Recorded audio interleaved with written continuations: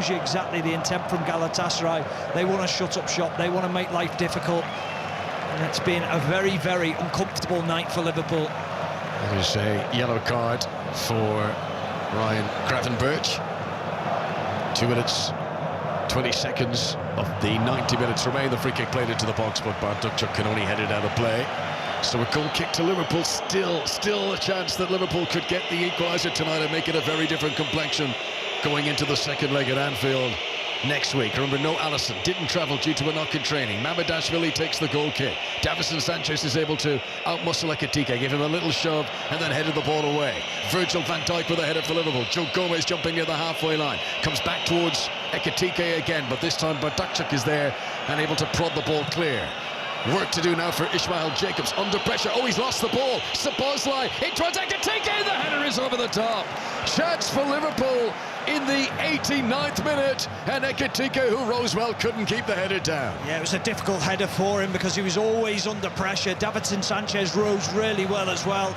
Made sure that he was under pressure, made sure he didn't get a free header. Had he have got a free jump on it, he would have felt he would have powered it into the back of the net. Good defending from Sanchez. And now a little bit of sportsmanship, you feel, as Bardukchuk goes down, feeling cramp, and it's just a very strict word from the referee to say, get up and get on with it here. We move into the 90th minute of the evening. It's been a tough night for Liverpool and Galatasaray, up against a determined Turkish champion.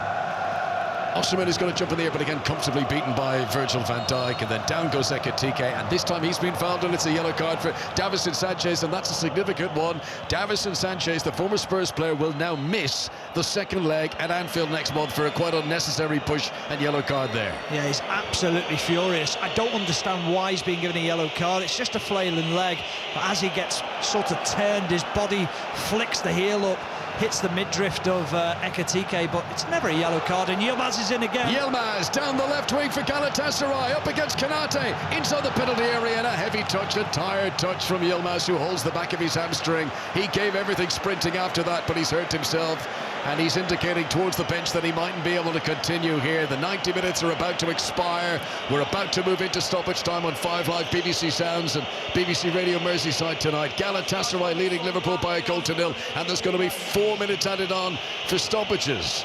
Yilmaz, who gave it everything, but he's now out of the equation. He can't run. So effectively Galatasaray are playing with 10 men here. Frimpong does really well against Jacobs down the right wing. Sends in across for Liverpool. Cody Gakpo's in the middle. Sacha Bowie gets there first. The header goes straight to Andy Robertson, just outside the penalty area. Gakpo shoots wide of the target. He's claiming it took a deflection on the way through, but I think it's going to be a goal kick to Galatasaray. Liverpool would love the late equaliser, but off target there from Cody Gakpo.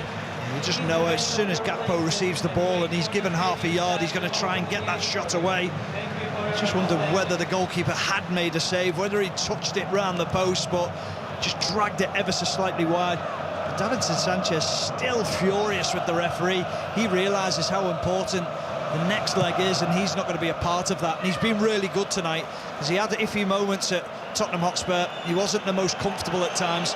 He's performed well tonight. Galatasaray hoping to reach the quarter-finals of the Champions League for the first time in 13 years. Are they about to bring a first-leg advantage back to Anfield for the second leg next week? Throw in for Liverpool on the far side. Liverpool still inside their own half here. Szoboszlai is battling on, runs into Yilmaz, who's been able to shake off that tight hamstring and is battling on for now. Osimhen trying to turn Konate. Konate slides in and gives away the free kick. Free kick to Galatasaray midway inside the Liverpool half, and big players coming forward for Galatasaray, who still believe that they could get a second goal tonight. Yeah, someone pinning Konate again, making life so uncomfortable for Konate. He's really struggled to deal with the physicality, with the movement of Galatasaray's forwards players. Ibrahima Konate tonight, he'll be delighted to get off the pitch and reassess and go again in the next game. Osimhen, he comes with a big reputation, but he is a handful, isn't he? And he's won the free kick for his team here. Late change now for Okay Buruk. Double substitution coming on for Galatasaray.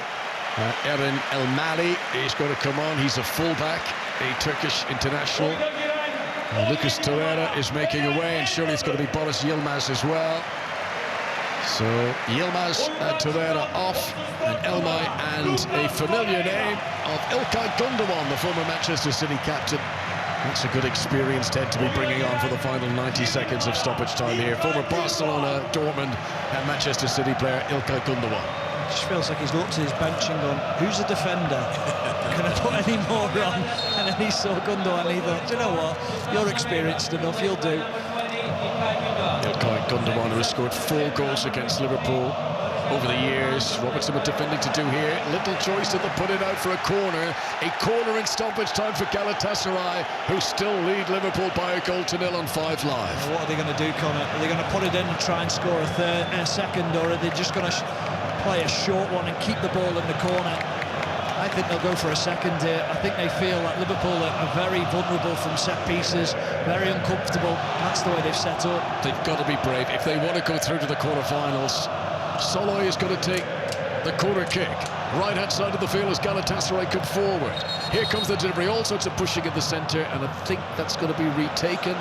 Referee is coming across to speak to players. It is. It's still going to be a Galatasaray corner. Van Dijk is complaining. Corner to Galatasaray. And the opportunity and the chance to still bring a 2-goal lead to Anfield, which would be a big difference to 1-0, is still alive here. There are 8 seconds of the 4 minutes of stoppages remaining. 1-0 to Galatasaray on 5 Live at BBC Sounds. Here comes the delivery. Robertson wins ahead of the front post. Then there's a shot back in, slightly off balance by Ismail Jakobs, and it's away off target. And is that the last opportunity tonight, or can Liverpool still get it down the other end for one last surge? Yeah, they might get one more opportunity, Liverpool, but I'm sure this will be won by Galatasaray because they've won every single header, and there we go, they win that one as well, and they win the seconds. Header won by Singo, and Osimhen is able to grab hold of it, but he came from an offside position to do so. And that's a free kick to Liverpool, and there will be time to take the free kick in. Osimhen prevents Konate from taking it quickly. Why is he not booked? Should be, absolutely. Didn't retreat, blatantly prevented Liverpool taking the free kick. Right in front of the referee too. Now Szoboszlai, with a brush of his arm, is going to get a yellow card here for striking an opponent. So a yellow card late on for Szoboszlai, who in his urgency to try and get it forward down the other end has been adjudged to catch Yunus Akgun there. This referee has has given some very dubious yellow cards and some very strange decisions. The yellow card for Szoboszlai as the full-time whistle blows in Istanbul, and Galatasaray, for the 2nd time this season, have beaten Liverpool in the Champions League. It's been a bad few days really for Arne Slot, the disappointment of losing in the Premier League at Wolves last week. Now his team have lost the first leg of this last 16 encounter. There is still a chance for redemption, but it's going to be tough. This Galatasaray team, who've shown that they are experienced, they are shrewd, most importantly they are brave, and they've been able to win this first leg by a goal to 0. Stephen Warner. Yeah, the streetwise, aren't they, Connor? The way that Galatasaray play, they made life so uncomfortable for Liverpool tonight. Liverpool below par again. So often when you look at Liverpool and you say, how do you think they're going to get on? You may as well toss a coin. Which one's going to turn up? Which Liverpool team? Is it going to be the organised one, the one that plays quick football? Or is it going to be the open team that allows teams to attack them? Well, tonight we saw that it was the team that allowed Galatasaray to get at them. And this could have been a really bad night for Liverpool had that goal not have been disallowed. I think the offside decision will be looked at time and time again with Yilmaz involved and the Osimhen goal. But Liverpool can find themselves fortunate that it was only 1-0 tonight. Liverpool, who hold the city of Istanbul in such dear regard. It is a city that plays a big part in Liverpool folklore, but against Turkish opposition, they struggle on Turkish soil. This is now 6 defeats for Liverpool in their last 8 trips to play Turkish teams. Galatasaray have beaten Liverpool by Mario Lemina's goal to 0. Conor McNamara and Stephen Warnock watching that one for us. Stephen, a strange performance from a Liverpool side Under Arne Slot, who wants this controlled football, that game was anything but that. Yeah, and it's the way he sets his team up as well. And I almost feel like they're carrying a couple of players out of possession. I don't feel like Florian Wirtz does enough out of possession, and neither does Mohamed Salah. And Salah's not doing enough in possession at the moment as well. I think there'll be questions asked as to why wasn't Ngamoa played at some point in the game, because he's been Liverpool's bright spark of late in the cameo appearances, and then also in the game against Wolves on Friday night in the FA Cup. But they need more control. The midfield have to do more. They have to be more organised in the way that they play the game. Too often they get beyond the ball, and it allows opposition players to get beyond them and to get at the back four too easily. But the other thing, Kelly, I said it time and time again in the commentary, they're too soft to play against Liverpool. They're far too easy to play against. You can get in and around them, you can rile them up, and they almost feel like they're untouchable, Liverpool, like they go down far too easily under pressure. They're not strong enough at the moment, and that needs to change. And as you said, they didn't get that opening goal from the early pressure that they had, and that's where they, in the games where they have impressed, where they just have had that pressure taken off them. However, they're 1-0 down against Galatasaray, into taking that to the second leg at Anfield. Thoughts on their chances of progressing, Stephen? On Galatasaray's or Liverpool? On Liverpool's. Yeah, listen, Galatasaray, well, I will suppose fancy they're the linked, chances. aren't they? Yeah, but honestly, Galatasaray will fancy the chances. Yeah. Anfield's a horrible place to go for opposition teams. We know that. Under the lights, Anfield, when they need a result, they come to life, the Liverpool crowd. However, Galatasaray have got players that can hurt Liverpool. Also as well, the set pieces, they caused Liverpool so many problems tonight. I'm just seeing the stats here as well. Galatasaray outran Liverpool tonight, and that shows you how committed they are as a team, how much they wanted this result. Well, they're going to have to run harder, faster at Anfield, but they'll be definitely up for that challenge. That game will be a week tomorrow. Stephen and Connor, for now, thank you very much. We'll hopefully hear from Arne Slot at half-time during Newcastle against Barcelona, and that is our next commentary game here on 5 Live. Chris Waddle is alongside Ian Dennis, and Denner, you can start by reminding us of the teams.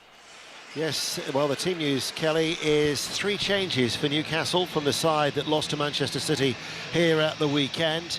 You've got Byrne replacing Botman in the centre of their defence. Ramsey is free from suspension to replace Willock in the midfield. And the other change is Joe Linton coming also into midfield for Voltemade.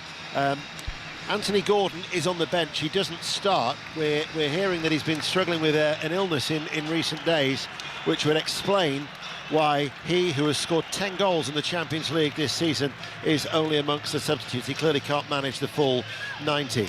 As for Barcelona, well, they have made 5 changes from the side that beat Bilbao at the weekend. It means that there is a return for players such as Rafinha, Pedri and Lewandowski, who leads the line.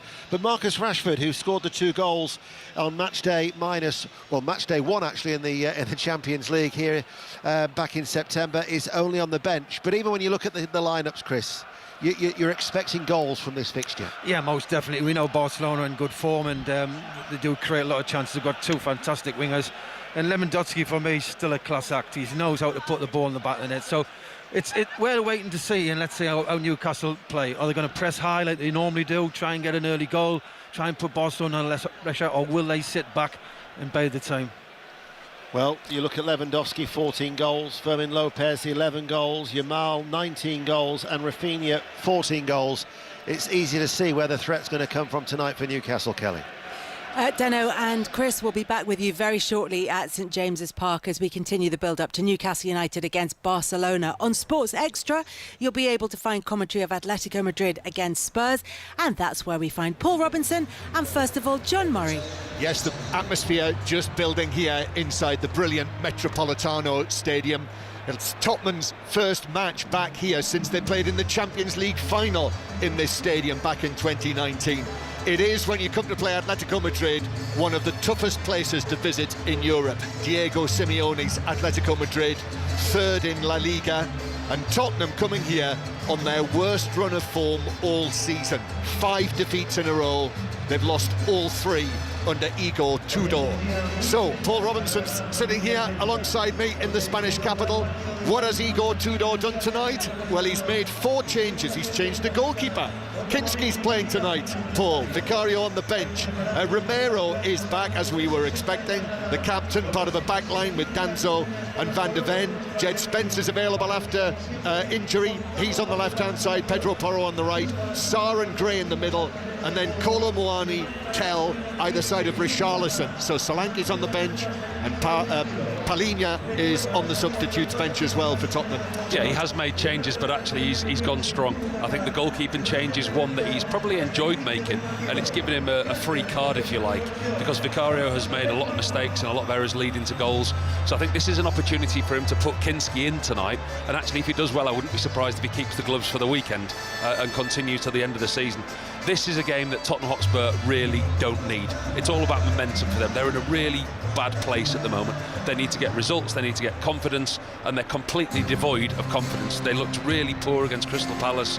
They looked lost. They need to come here tonight, and most of all, they need a performance and something that they can carry forward to the Premier League. What about the Atletico Madrid team tonight, which I have to say, there are a couple of surprises in there. The brilliant Koke, the captain, the club captain, is only on the substitutes bench. Solot, who's the leading scorer this season with 16 goals, scored a hat-trick in their last Champions League match. He's only a substitute this evening. Molina as well, the right back.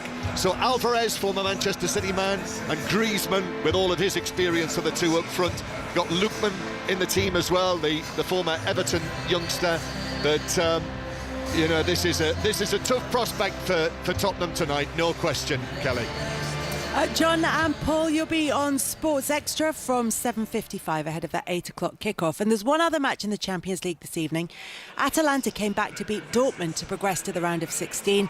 And so they face German opposition again in Bayern Munich tonight. Charlie Slater. And one of these two will play either Manchester City or Real Madrid in the quarter-finals. Not many are backing the last remaining Italian side to get past Bayern, though. They've won 6 in a row, lost just twice in 38 matches this season. And they have Harry Kane available again after a minor calf problem. He starts on the bench, though. Vincent Kompany making 6 Bayern changes, with Michael Elise in from the start and no Manuel Neuer in goal because he is injured.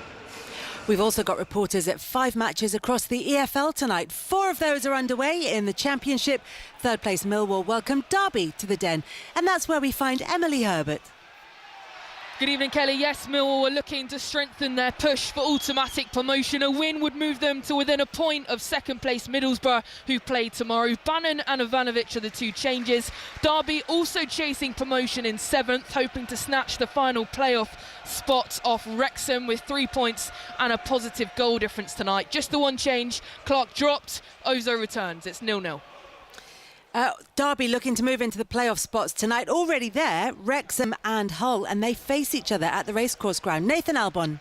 Evening, Kelly. Yeah, 6th versus 5th here. Wrexham, though, are suffering after Saturday's extra-time defeat to Chelsea in the Cup. George Dobson is suspended, and top scorer Kiefer Moore tore his hamstring in that match. Hull City, meanwhile, lost at home to Millwall, but they're actually better on the road at Hull.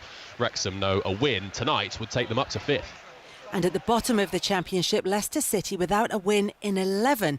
They take on mid-table Bristol City. Sarah Mulcairns is there. Yes, a tough run for the Foxes, but Gary Rowett, he said he saw improvements with their draw against promotion hopefuls Ipswich. A point tonight would move them out of the relegation zone. Bristol City boss Gerhard Struber, though, he says he's struggling to fix their defensive frailties with a lot of injuries. They're 10th in the table, but recent form has not been great with just 7 points from their last 7. A couple of minutes underway and it is goalless. And in the only 8 o'clock kickoff in the Championship, Stoke City host 4th place Ipswich Town. Lee Blakeman's watching this one.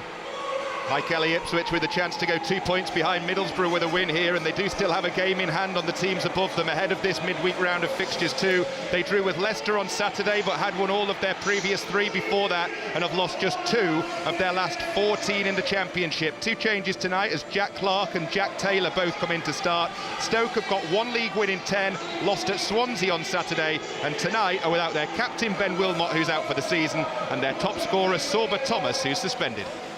In League One, Cardiff keen to bounce back after they lost against Lincoln on Saturday, and that allowed Lincoln to leapfrog Cardiff into top spot. Cardiff away to Barnsley tonight. Sani Radravajala. And Brian Barry Murphy makes 5 changes for Cardiff to try and chase down Lincoln. Ex-England and Arsenal defender Callum Chambers with the armband. They are really missing top scorer Yusuf Selleck, who has a neck injury.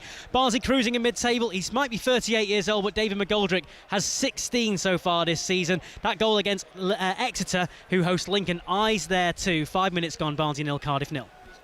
Let's check in on the tennis now. At Indian Wells, Arina Sabalenka has been in action against Naomi Osaka. Russell Fuller. And it's the world number 1 Sabalenka who's the first player into the quarter-finals, Kelly, at an event she's never won. Osaka pushed her much harder in the second set after a flurry of double faults in the opening games of the match, but Sabalenka has won 6-2, 6-4, and today's other main attraction is overnight when Jannik Sinner faces the fast-rising Brazilian João Fonseca. And of course, we'll keep you up to date with everything that's happening this evening. But our focus is the Champions League. The commentary here on 5 Live is Newcastle United against Barcelona. Less than 10 minutes to go until kick-off. And Newcastle hoping, of course, for a big win tonight to match that 3-2 win that every Newcastle fan will remember over Barcelona in 1997. Ian Dennis is on commentary duty for us tonight, as he was 29 years ago, commentating on that Tino Asprilla hat-trick. Tino Asprilla places the ball down, trudges away with his elastic legs. The whole of St James's Park, the whole of the northeast expects from Tino. Steps up now, he delivers! Tino Asprilla! Gillespie down the right, sends over a cross, Asprilla! Oh, what a wonderful header at the near post! Gillespie's got past his man Sergei. Gillespie's outstripped him. He's up now towards the penalty area, sends over the cross, Asprilla! Oh, what a wonderful goal! And the hat-trick for Tino Asprilla! But what a run by Keith Gillespie! He's the man getting the celebrations as well! And Asprilla running in with another header, planted superbly by Ruud Hess. A hat-trick for the Colombian, a third goal in the 3rd minute of the second half. Ian Dennis at St James's Park, as we know, this evening alongside Chris Waddle. Denner, what a night in 1997. It was incredible. I can still remember Keith Gillespie marauding down the wing as well, Kelly. And Tino Asprilla, he is here tonight. Obviously got the hat-trick. Barcelona then made a spirited fight back, and Newcastle at the end were hanging on. It was a night that I think many a Newcastle fan of that generation will always remember. I think I looked like Will from the Inbetweeners back then. I've lost a lot of hair in the intervening 29 years. What do you mean then? Chris, it was an incredible night in 1997, but as Eddie Howe said, there's a strong argument that this is the biggest night in the club's history because they are in the knockout stages now of the Champions League. Yeah, listen, them nights are great memories and everything, and hopefully the fans are up for it tonight, as you can hear, and the banners everywhere. They obviously want a repeat performance from that night, but it's going to be difficult. We know that Barcelona are a very good side, but you never know. It's the Champions League and anything can happen. Obviously, Newcastle United have quality players, they have talented players, but is this going to be a battle of 2 styles, do you think, tonight? Because as much as anything, Eddie Howe demands that physicality from his players as well. Yeah, it's strange, really. I mean, he's got 2 centre-forwards on the bench who he's bought in the summer. Obviously, they're finding it hard to fit into the system of the team. You know, Newcastle, let's be honest, and the fans demand it. They want to play high, they want to press, they want to put people under pressure. But, you know, this team tonight, Barcelona, they're playing against, get that every week, basically. Teams want to unsettle them. It'd be interesting to see how Newcastle's set up. They've got Asula on. Will they say, look, give us an hour, give everything you've got, you know, put pressure on this back 4, and then we can change it. It'll be interesting to see how they're going to set up, because they've got to be in the tie going back to Barcelona next week. They can't come here and think, you know, tonight they can't really lose 2 or 3-0. The game's over. They've got to be in the tie. If they go to Barcelona, whether it be 0-0, 1-1, they've always got a chance, you know that. So it's going to be difficult because Barcelona's in good form, as I said earlier. And it'll be interesting to make how he's going to set this team up, how they're going to play. We know they're going to set up, but how are they actually going to play? Are they going to play high tempo, press, or are they going to sit back and play on the counter-attack? And also, Deno, what they will have learned from that 2-1 defeat by Barcelona in the league phase in September, worth pointing out as well, is that they didn't have Lamine Yamal available, Barcelona, for that one. No, they didn't. He missed that match with a groin injury. and obviously he's having his best season of his young career. He's scored 19 goals. So what they've got tonight, they've got Lewandowski leading the line, they've got Yamal on one side, Rafinha on the other, and Fermin Lopez just in behind. It means that Marcus Rashford, who scored the 2 goals in that opening league phase fixture here in that 2-1 victory, is only on the bench, and he's going to come up against Lewis Hall, and it's going to be a fascinating contest, I think, that, because Hall's been in outstanding form for Newcastle, but we all know about the extraordinary talent that is Lamine Yamal, although he does have to be careful, because he's one of a quartet of Barcelona players who are on a yellow card. Should he get booked tonight, then that would mean he would miss the return leg at the Nou Camp next week. But I just can't help but feel, with the formidable form that they're showing since they've returned to the Nou Camp, that Newcastle United have to get a lead to take with them at least next week, because they've won all 11 games since they returned to their spiritual home. Guys, we'll be back with you very shortly for kickoff, but there's been a goal at Barnsley. Sandy Radravajula. And it's gone to the side, second in League One, Cardiff City, and it's Ruben Colwill. Lovely first-time finish inside the box, bottom right-hand corner. Barnsley 0, Cardiff City 1. So we will keep you up to date with everything that's happening in the EFL this evening. You can follow all of tonight's goals alongside the final score graphics with Champions League final score. If you want to find that, go to the BBC Sport website and app or the BBC iPlayer. Just click on Champions League final score, where you'll be able to listen to the commentary of Newcastle United against Barcelona in the company of Chris Waddle and Ian Dennis. Thank you, Kelly. Well, there is a sea of black and white flags that are flying in every Newcastle United seating area amongst this impressive arena that is St James's Park, with the exception of the 1,300 Barcelona fans who are high up away towards our left-hand side. We had fireworks 29 years ago when Newcastle United achieved their only victory against Barcelona with that famous 3-2 win. We've literally had fireworks here tonight on top of the East Stand, and for the last 5 or 10 minutes they've killed the music and just let the atmosphere grow and grow, and you can feel the excitement amongst the Newcastle supporters, Chris. Oh yeah, listen, it's not every week, every season you get Barcelona on your doorstep, is it? And we all know how well respected Barcelona are around the world, not just in Europe, and they're a massive football club. And as I say, Newcastle tonight, it's all about getting the tactics right, not giving the ball away. Little battles all over the park. The 2 full-backs, Trippier against Rafinha, and especially the Mal against Hall down the right-hand side is going to be very, very interesting. If they're getting a lot of the ball and doing well, I think it's only going to go one way, and that's in Barcelona's favour. 3 changes that Newcastle have made from the team that lost to Manchester City in the FA Cup here at the weekend, and that is Byrne for Botman, and then in midfield Ramsey back from suspension for Willock, and Joel Linton starts instead of Voltemada. So Ramsdale is in goal, a back 4 of Trippier, Chow, Byrne and Hall, Joel Linton, Tonali and Ramsey in the midfield, and a front 3 of Elanga, Asula, only his second start in European competition, and Harvey Barnes. For Barcelona, 5 changes from the side that beat Bilbao.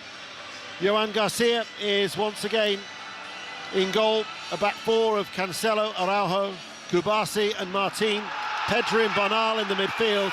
And then a front 4 of Rafinha, Lamine Yamal, Fermin Lopez and Robert Lewandowski. Lewandowski, who is wearing a face mask because he had a fractured left eye socket in the recent game against Villarreal. Barcelona are in their luminous orange away strip, Newcastle United in their black and white striped shirts and black shorts. We've already brought you news of a goal at Oakwell, a goal in the Championship, Leicester City, Bristol City, Sarah Mulkerricks. The hosts are a goal up against Bristol City. Free kick delivered in from the right-hand side. There was Ben Nelson, the defender, with a deft header at the far post. Leicester City 1, Bristol City 0. We'll keep you in touch with the games that are taking place in the Championship, League 1 and League 2. We've already brought you Galatasaray against Liverpool. You do have a choice of listening, though, here tonight, because on Sports Extra, Atletico Madrid against Tottenham Hotspur in the company of John Murray and Paul Robinson. But here on 5 Live Sport, on BBC Radio 5 Live, we're underway at St James's Park, where Newcastle United are looking to go further than any other previous Newcastle side in Europe's elite competition. A place in the last 8 of the Champions League is at stake. and Newcastle are defending the Gallowgate end. And there's a great atmosphere, as you'd expect, for such an occasion.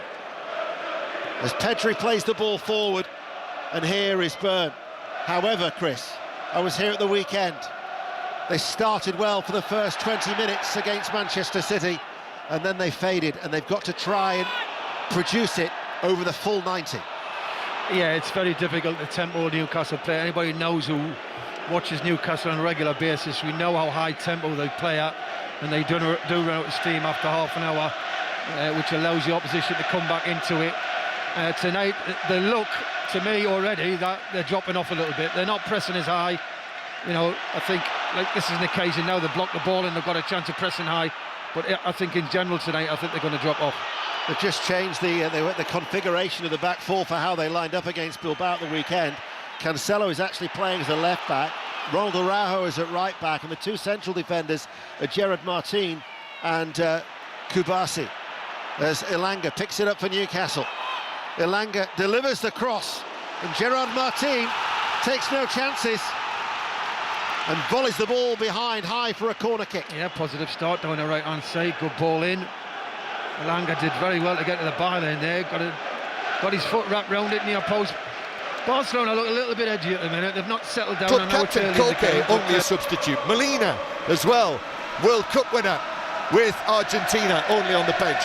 However, still plenty of talent. The Atletico team, the captain tonight, Oblak, the excellent goalkeeper, a back four of Pubel, Lenormand, Hansko and Ruggeri. Then in midfield, Marcus Llorente and Johnny Cardoso, the American international, with Giuliano Simoni, the son of Diego, on the right. Ademola Lookman on the left-hand side, the former Everton youngster. Remember, he played for Fulham and Leicester as well. So he's on the left, having recently joined Atletico Madrid from Atalanta. And then the highly experienced Antoine Griezmann with the former Manchester City man Julian Alvarez up front. And the Tottenham team tonight, Solanke's on the bench, Palhinha's on the bench, so is Vicario as well. Antonin Kinski plays in goal. He's joining in with the Tottenham huddle at the moment. Atletico Madrid are ready for the off, Tottenham in their huddle. Three central defenders, Danso, the returning captain Romero, and Mickey van de Ven. Porro on the right, returning Jed Spence on the left, Sarr and Gray in the middle, and then Kolumwani and Matthias Tell either side of Richarlison. Yeah, it does look like that Igor Tudor is going to play a back three once again tonight. Romero will be in the middle of that, Danso on the right and Van de Ven on the left of a back three. We've got a Dutch referee this evening, Serdar Gozobyuk, and he blows the whistle now, and it is Tottenham who are immediately attacking down the left-hand side with Richarlison. The ball is deflected out of play for a throw into Atletico in their own right-back area, and listen to this is a proper atmosphere. The flags in the end, low down behind the goal that is being defended by Oblak. That's where most of the noise is coming from. And it is Tottenham on the attack. Tell with a cross. In the middle, Kolumwani. Oh, he's lost it, Oblak, but they've been able to scramble it away. What a mess that was defensively from Atletico. The first danger that Tottenham have posed. And Kolumwani in the middle, very nearly. If it had fallen to him then, well, that would have been 1-0. Well, inside the first minute of the game, Tottenham started really well. Matthias Tell was down the left-hand side, whips the ball across the 6-yard box with his left foot. It's always going away from Oblak. It looked an easy claim for the goalkeeper, but as the ball's drifting away, he fails to get hold of it. And Kolumwani could have had a simple opportunity. Atletico Madrid somehow managed to smuggle the ball away. Tottenham have a throw-in over on the far side. Looks like they're going to deploy a long throw in the filling the 6-yard box up. Yep, Danso, the long throw specialist, actually takes a short throw to Spence. Then it's fired into the edge of the box to Tell. Tell is surrounded by red and white stripes. Tottenham in the all black this evening with the white numbers on the back. Tell's forced to take it right out to the far side and actually in the end runs it out of play. It's going to be interesting to see how Tottenham approach this game tonight. Their attitude, their application towards games recently has been questioned. Igor Tudor coming in, he certainly hasn't had the new bounce that any manager would have expected or wanted, but the players' attitude and application has been questioned. But tonight is a game that I'm not so sure that many of these Tottenham players will want. Are Tottenham going to progress to the Champions League final? Where is this competition on the priority list? Premier League survival is of absolute important for them. but actually the players tonight that are selected, they'll be looking towards the weekend. Nottingham Forest at Liverpool, then Nottingham Forest. That's the biggest games for Tottenham. So tonight's game it's all about coming away from here with some kind of a performance, I think, from Tottenham's point of view. So that is Paul Robinson. Atletico Madrid 0, Tottenham 0, and this is a good front foot start from Spurs this evening. Atletico, I'm not sure they've been out of their own half yet, and ball played forward from the back by Hansko, and here they come now attacking with Lookman, who's able to get the ball down on the left wing. Lookman, who's made a very good start actually with Atletico. This is just his 11th appearance. He's already scored 4 goals in his first 6 appearances. So he's a talented player, Lookman, the former Everton youngster. Remember, he was at Charlton before that. And Atletico go back towards the halfway line. There is a choice of listening this evening. We've already brought you on 5 Live commentary on Liverpool's defeat in their first leg. If you switch across to 5 Live now, you will hear the first leg of Newcastle against Barcelona, and Atletico Madrid have won a free kick on the far side, and that is a yellow card for Jed Spence, putting in the challenge on, I think, Pubil. Whoever it is has gone down and stayed down. It's a free kick, and Spence an early yellow card. It was a clumsy challenge from Spence, it really was. I mean, this early on in the game, Pubil's going nowhere. I mean, he's got his back to the Tottenham goal, 10 yards inside the Tottenham half. He's all he's got to do is recycle the ball, keep possession to his central defenders. Spence goes clattered into him. There's absolutely no need for that challenge in that area. In fact, it's Griezmann who is the player who was fouled by Spence. We should have known, because he's got a sort of silver rinse, Griezmann, at the moment. Remember when he used to have the George Michael blonde bouffon? Well, he's gone all, well, silver head. He's the silver fox, but he's all right. He's shaken off that knock. He didn't need treatment, and Atletico Madrid are back with the ball. First time really that they've got into the rhythm in this match, as the ball is played over here to Ruggeri, and Ruggeri over the top for Lookman, who's got away from Porro. He's crossed into the penalty area. Griezmann was sliding in, defender was with him as well, wasn't able to get any contact. Oh, that's lost on the edge of the penalty area. Cardoso comes back to the edge of the box. Llorente is there, now out to the far side. Atletico Madrid suddenly all over Tottenham. Llorente with a cross, and goalkeeper Kinski is happy to see that disappear over the top of the near post and over the behind the goal for a goal kick to Tottenham 0-0. That's what they can do to Atletico. So quickly turn defence into attack, so quickly in the wide areas. They've got Simeone down one flank, but that was the left-hand side. That was Ademola Lookman on the left-hand side, gets around Pedro Porro. Tottenham, when they're out of possession, yes, they're in this back 3, back 5 out of possession, but they still defend very, very narrowly, which gives Atletico the chance. Kinski slipped. He's given the ball away to Lookman. Alvarez, square, Llorente scores! Right foot, bottom corner. That is an absolute horror for the Tottenham goalkeeper, Antonin Kinski, who slipped as he was looking to play the ball out. Got it all wrong. Atletico Madrid, ruthless. Llorente scores, and it's 1-0 to Atletico. It's come from nowhere. I mean, we were quite happily talking, weren't we? Talking amongst each other. It was a harmless goal kick. Kinski gets it completely wrong. It's an absolute disaster for the Tottenham goalkeeper. Coming into the side tonight to replace Vicario. It's like he's got the wrong boots on. He's got the wrong studs on. He's gone to play a ball out to the right-hand side to Pedro Porro. It should be just a simple pass. He's slipped. He's fallen over. He's almost made double contact with the ball.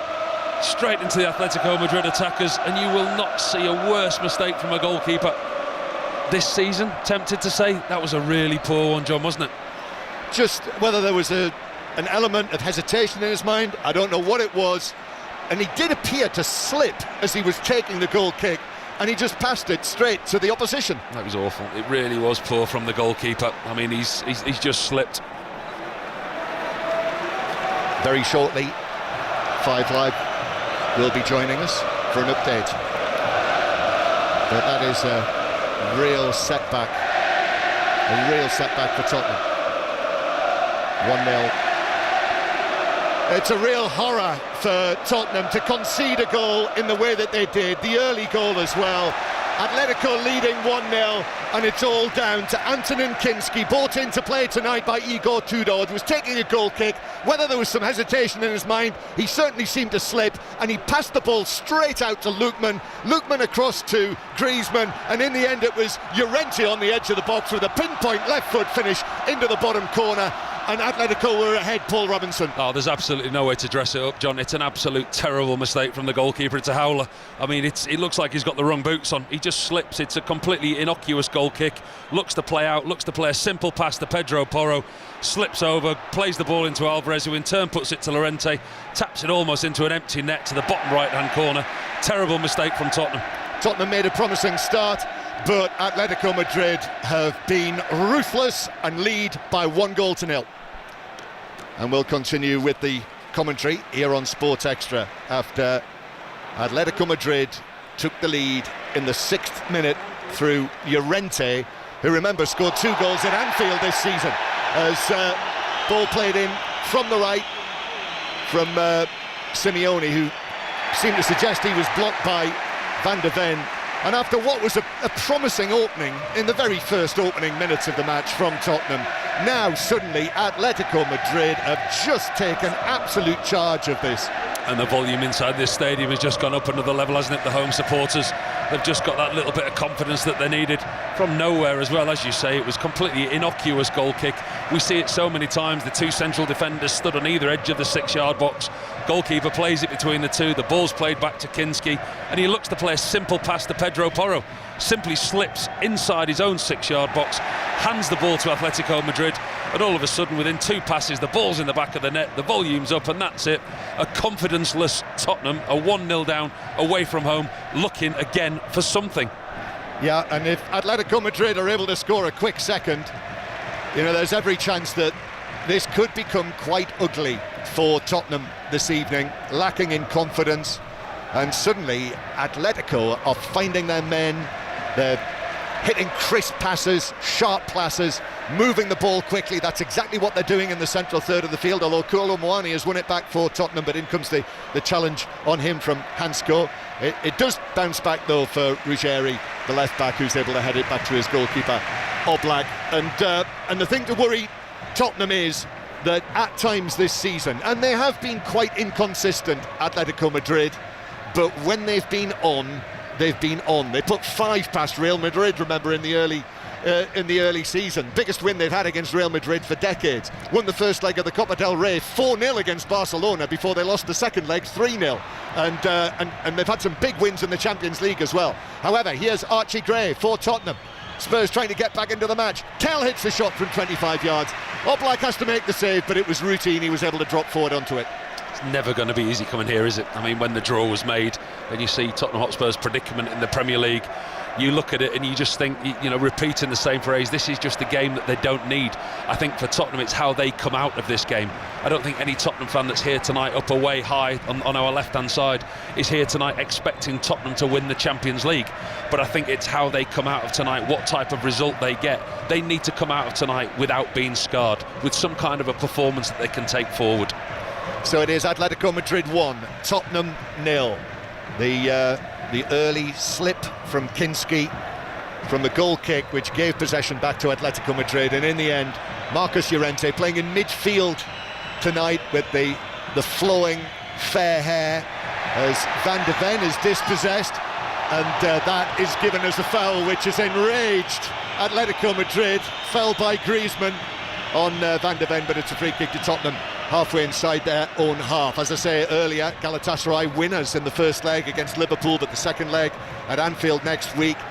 We have 6 matches in the Championship this evening. Leicester City are already 2-0 up on Bristol City, looking for their first win under Gary Rowett, as Atletico Madrid have to put the ball out of play for a Tottenham throw, which they might take quickly.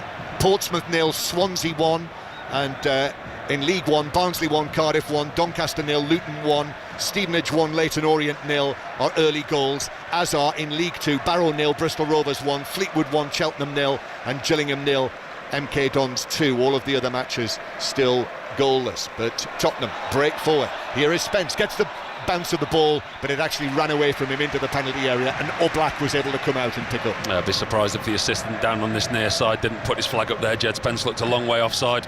First time for a while that Tottenham have had any kind of decent possession. Worked it quickly down to the left-hand side. Jed Spence, I think, was in an offside position. Ball played forward by Pubel, who is playing at right back and playing central defence. One of my Atletico Madrid friends said he should be in the Spain squad, Pubel, for the World Cup. Here is Kolo Muani down the right, but overran it, and before he tried to cut it back, it was over the white line and behind for a goal kick. You're too polite. Overran it. That was terrible. It was a big touch. I mean, he was in complete control of the ball. His first touch was decent. He looked to go around the outside of the defender, and then he just hit it with the outside of his boot, and he kicked it out for a goal kick. So it is a goal kick. Atletico Madrid leading Tottenham by 1-0. And really, Spurs here have got to dig in, make sure Atletico don't get that second goal. And Richarlison turning and shooting from, what, a couple of yards inside the box. It's actually a poor piece of distribution from Atletico Madrid that gave the ball back to Tottenham.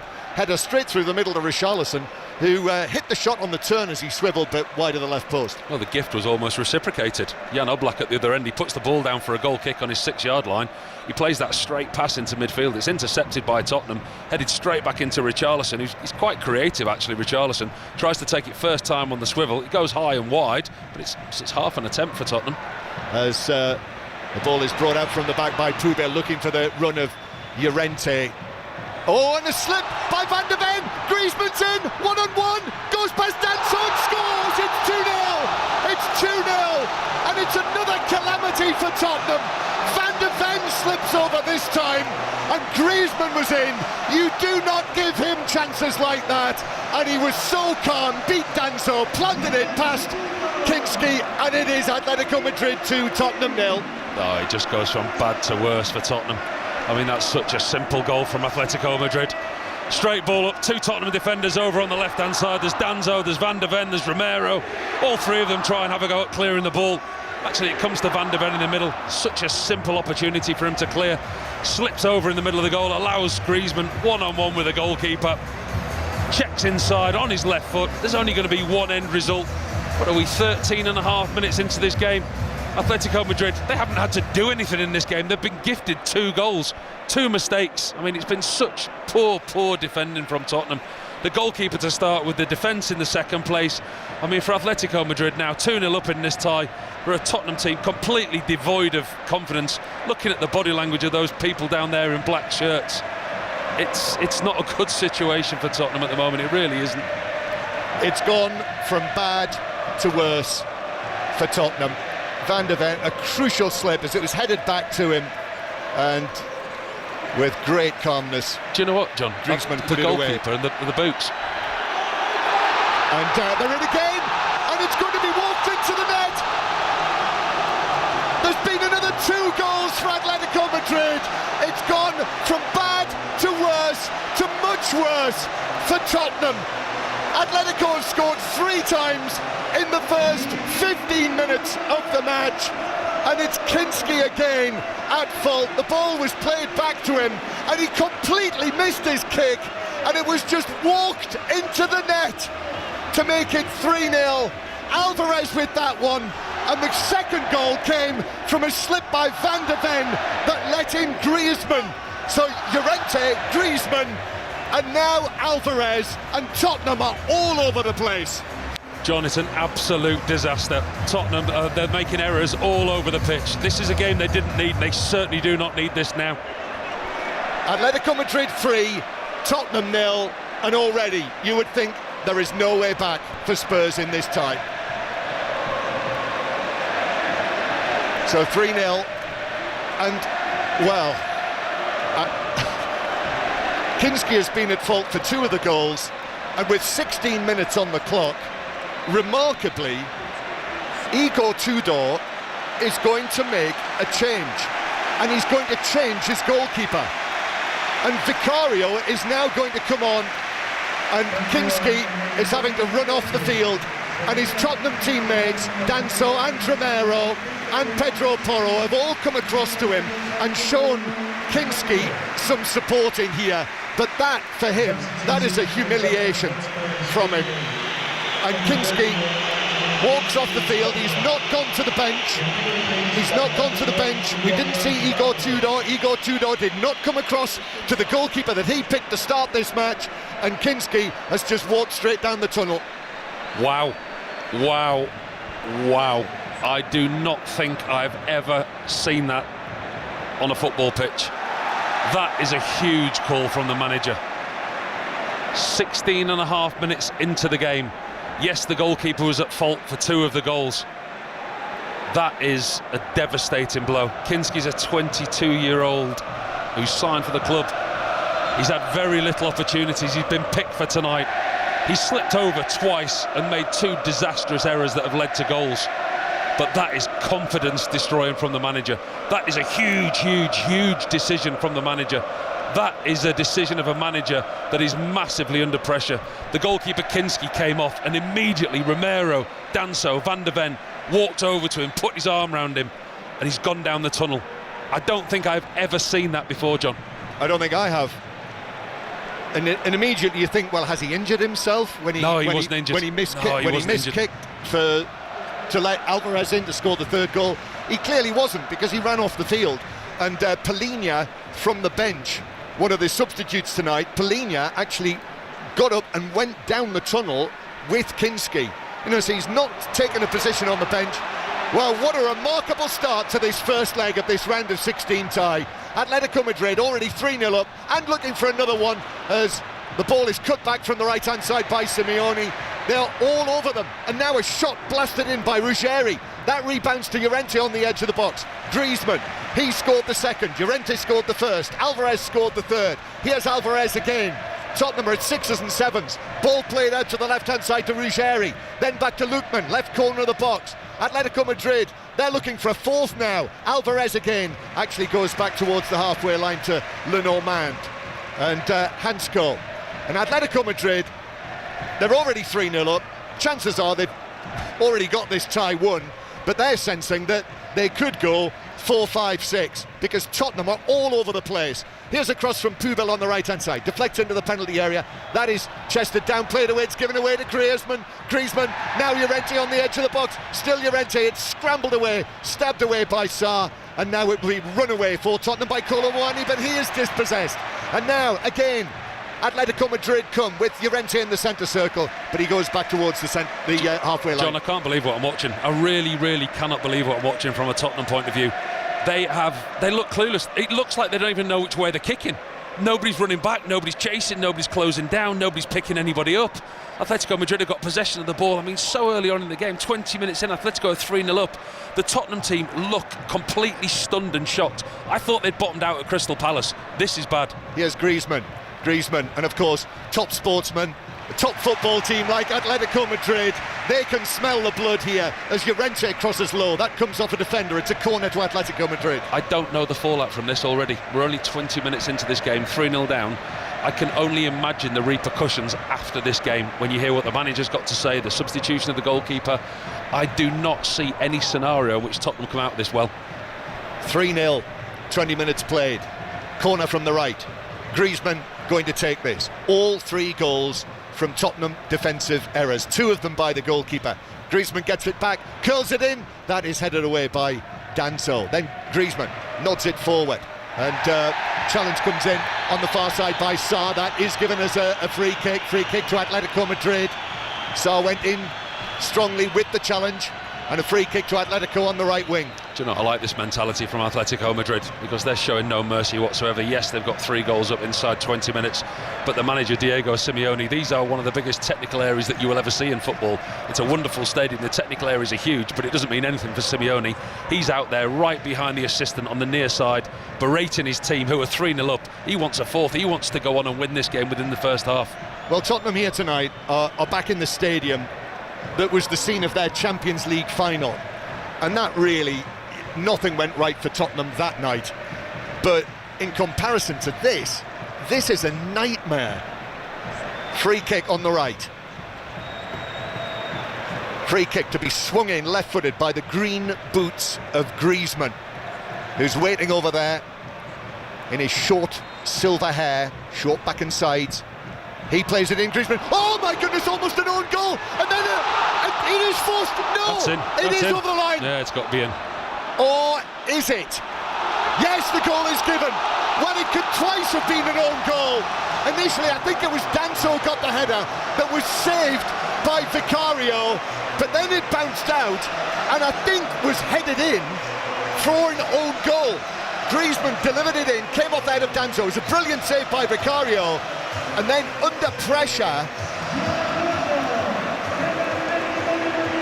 I think it might have been off a Tottenham head. It's a super ball in. It really is a super ball in from Griezmann on the far side. On the right-hand side with his left foot, it's almost an indefendable free kick.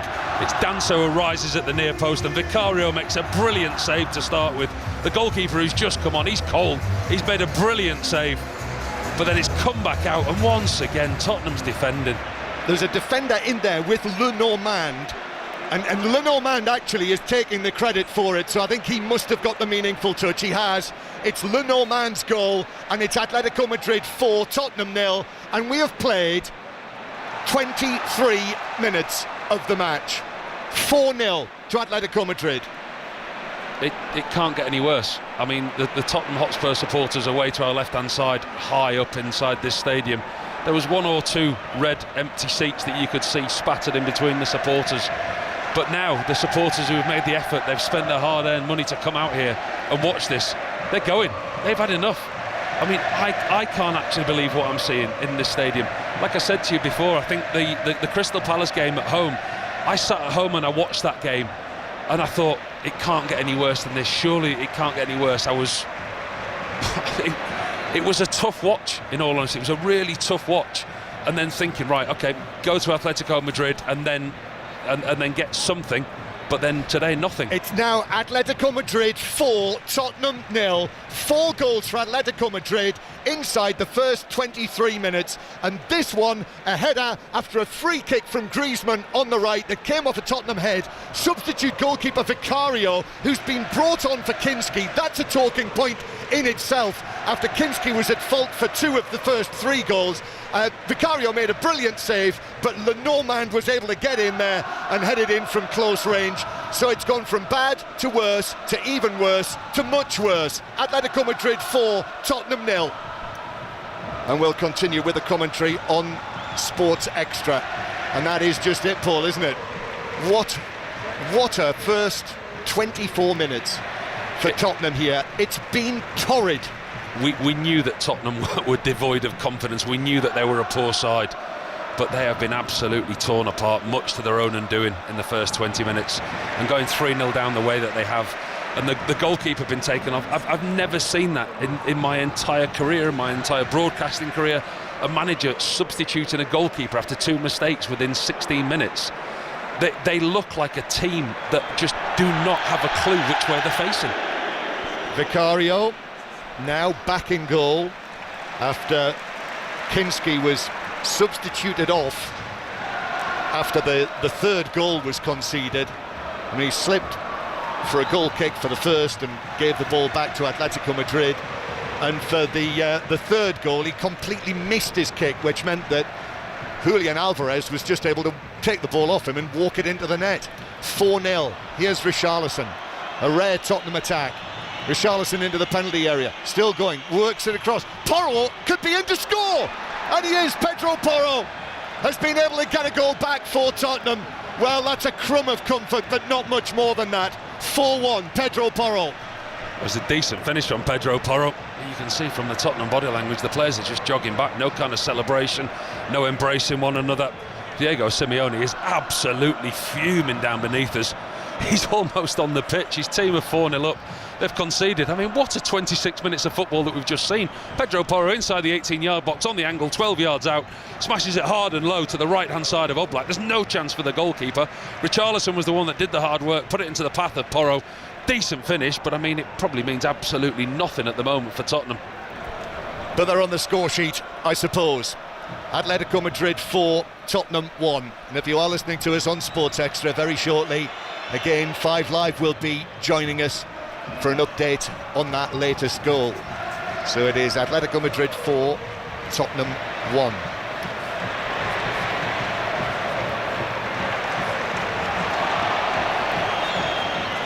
This time it's Tottenham who score, Pedro Porro, but it's 4-1 to Atletico Madrid after Llorente, Griezmann, Alvarez and Lenormand in a nightmare opening 20 minutes or so for Tottenham. But Pedro Porro, set up by Richarlison, has got one back. A crumb of comfort, not much more than that. Atletico 4, Tottenham 1.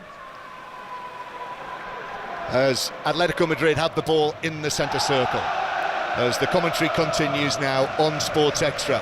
Paul Robinson sitting alongside me. It's given away. And Tottenham bringing it forward with Romero. Passes it for Kolo Muani to chase. And Kolo Muani is fouled. He's shoved over. That's a free kick to Tottenham after he was just eased into by Hanskell. And the Dutch officials, the referee's given us a free kick to Spurs on the right. Right, they've got no option now, Tottenham. They have got to go for this. They've got to show some kind of character. They've got to show some kind of personality. This is personal pride that's at stake and professional pride that's at stake. You can blame the club, the transfers, recent history, etc. You can look back as far as you want. But actually, when you cross that white line as a professional player, you have your own personal pride as a professional and as a team. And what Tottenham have done tonight, they've folded, they've rolled over. Not one player out there at the moment has stood up and gone, okay, we've got a job to do here tonight. We have to put in some kind of a performance. We just have not seen that from them tonight. This has been one of the most extraordinary first half hours of a football match that I've seen for some while. Free kick for Tottenham on the right. We're only in the 29th minute. We've still got time for another goal yet. 5 goals in the first 26 minutes. Pedro Porro waiting to take this. Atletico Madrid holding their line of red and white striped shirts just outside the 6-yard box. Incredibly well drilled by Diego Simone, watching on in his knee-length padded coat. Porro plays it in towards the far side. Richarlison with a header, but it's saved by Oblak diving to his right. And I think the whistle had gone for a push by Richarlison. The referee's given a free kick for a push by Richarlison. But again, Tottenham, they're showing a little bit of spirit, a decent delivery into the box. Richarlison, for me, I think when I look at the Tottenham team, he's the one that's got a bit of spirit, he's the one that's got a little bit of fight. Yes, he does lack in certain areas, but in recent weeks, if I'm a manager going into Tottenham, I'm playing him. If I've got a Tottenham team full of Richarlisons, I think we stay in that league, just for the sheer fight and the attitude that he's got. And they haven't shown that tonight. I mean, that was a decent delivery, a good header from Richarlison, but a comfortable save from Oblak. If you've just switched on to us, if you're a Tottenham fan, turn off. Turn straight off. Oh, I feel for them. We talked to a couple of Spurs fans on the metro, didn't we, on the way here to the Metropolitano, who, I think it's fair to say, were not full of confidence. But I think even the most pessimistic Tottenham fan would not have expected what's unfolded here tonight. No, I think because of the run that they obviously had in Europe last season when the trophy was won, and the Champions League run this season. I mean, you look at their form in the Champions League, it's completely different to the league. I mean, it's an incredible run that they had in the Champions League, but as far as the Premier League goes, it's been awful for Tottenham. Meanwhile, Bayern Munich have also made a storming start. Bayern Munich are 3-0 up in Bergamo against Atalanta with goals from Stanisic, Elise and Gnabry. So it's not just Atletico Madrid who've made a storming start to their first leg. Still Newcastle 0, Barcelona 0, as Atletico have given it away to Porro. Kolo Muani back to Porro, but he's overhit that. Kolo Muani all the way through for a goal kick. Oblak not for the first time tonight with a poor piece of distribution. Once again, the goalkeeper at the other end, Oblak was at fault for the piece of distribution that led to Tottenham's goal.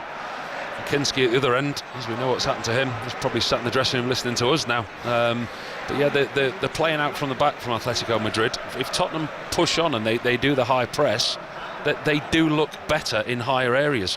A couple more goals in the Championship. Hull City are winning at Wrexham after their unforgettable evening on Saturday against Chelsea, as the ball is won on the halfway line by Simeone, but he can't reach it before it bounces out of play for a throw into Tottenham that Spence will take. So Wrexham 0, Hull City 1.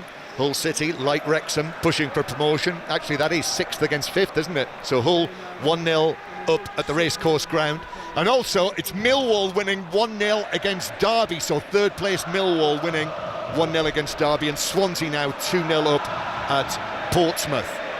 And Tottenham with the ball. Danso slips as he looks to clear that. So many slips and errors. Danso, I think, kicked the ball against his standing leg. That's out of play for a throw-in to Atletico. But that's a number of Spurs players that have slipped tonight. I mean, I'm not questioning the footwear, but the goalkeeper slipped twice that led to the 2 goals. Van de Ven slipped in the build-up to Atletico's 3rd goal. And once again, we're seeing Tottenham players slipping over. In League One, second place Cardiff are winning 1-0. In fact, it's 1-1. Barnsley 1, Cardiff 1 at half-time. Doncaster 0, Luton 1 at half-time. Griezmann for Atletico down the right, but under pressure from Van de Ven. Passed the ball infield straight to Romero. Now Van de Ven has Llorente chasing him. Plays it across the back line to Vicario, who has to pass the ball away just into space. Igor Tudor comes and stands with his palms apart on the edge of the coaching area. What on earth is he thinking tonight? Heading to 4 defeats in a row as the ball is played through to Lookman, who shoots straight at Vicario, who's able to block it with his body wide of the near post for a corner. It's a super ball into Lookman, it really is. It thinks Alvarez, who drops deep about 25 yards from goal, threads it in between Porro and Danso, the 2 Tottenham defenders, puts Lookman in, he strikes it straight at Vicario, either side of the Tottenham goalkeeper. I think he's got a problem. Atletico Madrid, this game's theirs if they want it. It's just the pace that they move the ball, the areas that they put it in. They're causing Tottenham so many problems at the moment. Igor Tudor looks a lost man. He does, in his baseball cap. I think he's actually gone and sat down for a moment or two, probably wise. Corner for Atletico. Griezmann to take this. Griezmann hits this to the edge of the 6-yard box, and a good header away actually by Danso. Atletico again, though, look to put pressure on this beleaguered Tottenham defence as it's played all the way in. Vicario has to go down and gather that at the feet of Griezmann, who was in there like a flash, but secure handling by Vicario in the end. That's Llorente again on the right hand side. I think it's a super ball. It's dipping right in front of the Tottenham goalkeeper. Confident handling from Vicario that time. As Tottenham vainly try to attack with Spence, but Atletico have got it back. Richarlison is trying to do his best there, but Atletico just run rings round them, pass the ball around Tottenham, although Llorente's pass actually, but he's won it back. Llorente, he's full of energy. Atletico Madrid are full of energy. 4-1 up on the night, worth 3-0, worth 4-0 up until Pedro Porro got a goal back. Then sliding in to win it is Danso. Danso, middle of the Atletico Madrid half, gives it to Sarr to his left. Now he has Tell in the full-back position. Griezmann back there, then Sarr with a chance. He shoots into Llorente and the ball bounces away, and it's a corner for Tottenham. And with 10 minutes to go to half-time, Tottenham with their first corner of the match. I'm in shock, John, really. I really am. I mean, the lack of application that the Tottenham players have showed going forward. Igor Tudor down beneath us now. He's on the touchline. He's pulled across Pedro Porro. But we've seen clips on social media, haven't we, of the players not listening to what he says and the disrespect that players have shown to him. There's a message gone on now to Pedro Porro. They've got a corner, the 6-yard box is full. But this has been a terrible, terrible first half for Tottenham. It really has. Yep, you can't dress it up. It's a corner to Spurs from the left. I think Lenormand ends up on the ground inside the box, so the referee, Archie Gray, with a push, and he's got back to his feet. The referee just wanders across, and we'll actually speak to Gray and one of the Atletico players in there as well, actually. Just has a word with Simeone, like father, like son, maybe. Corner from the left.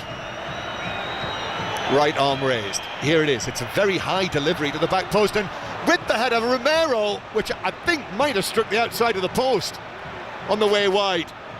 And he puts his hands to his face as he spins away, and Spurs the width of the post away from making it 4-2.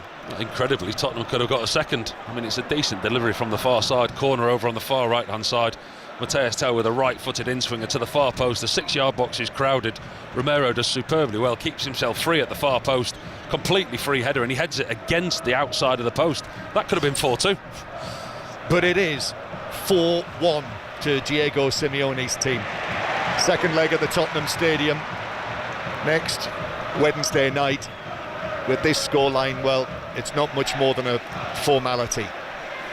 Although we've seen so many storming comebacks over the years in the Champions League, but for this Tottenham team, where they are right now, heading for 6 defeats in a row in all competitions, and currently heading for 4 losses out of 4 for Igor Tudor, and going to Anfield on Sunday, it is very, very hard to envisage that there can possibly be any sort of comeback. You wonder where the next result or the next point or win is coming from for Tottenham. I mean, the last Premier League win was on the 28th of December away against Crystal Palace, a team that looked a lot better than they did the other night when they beat them at Tottenham Hotspur Stadium. I mean, it's a poor state of affairs. Something has to change. Atletico Madrid 4-1 up, 4 different goal scorers, and Lookman, who might have got in on the act actually had it not been for the save by Vicario. But for everything that we've seen, the most remarkable thing that we've seen was Kinski being substituted off by Igor Tudor after, and at that stage it was 3-0 and Kinski had been at fault for 2 of the goals, but to substitute off the goalkeeper, it's one of, if not the biggest managerial call that you'll ever see that early in the game. it stunned us all, didn't it? It did. As Griezmann looks to play it forward to Lookman. Actually, that was a firm challenge on the edge of the box, right on the edge of the penalty area by Danso, and Hansko, the central defender, actually went down, joining in the attack, and Danso is giving him a piece of his mind.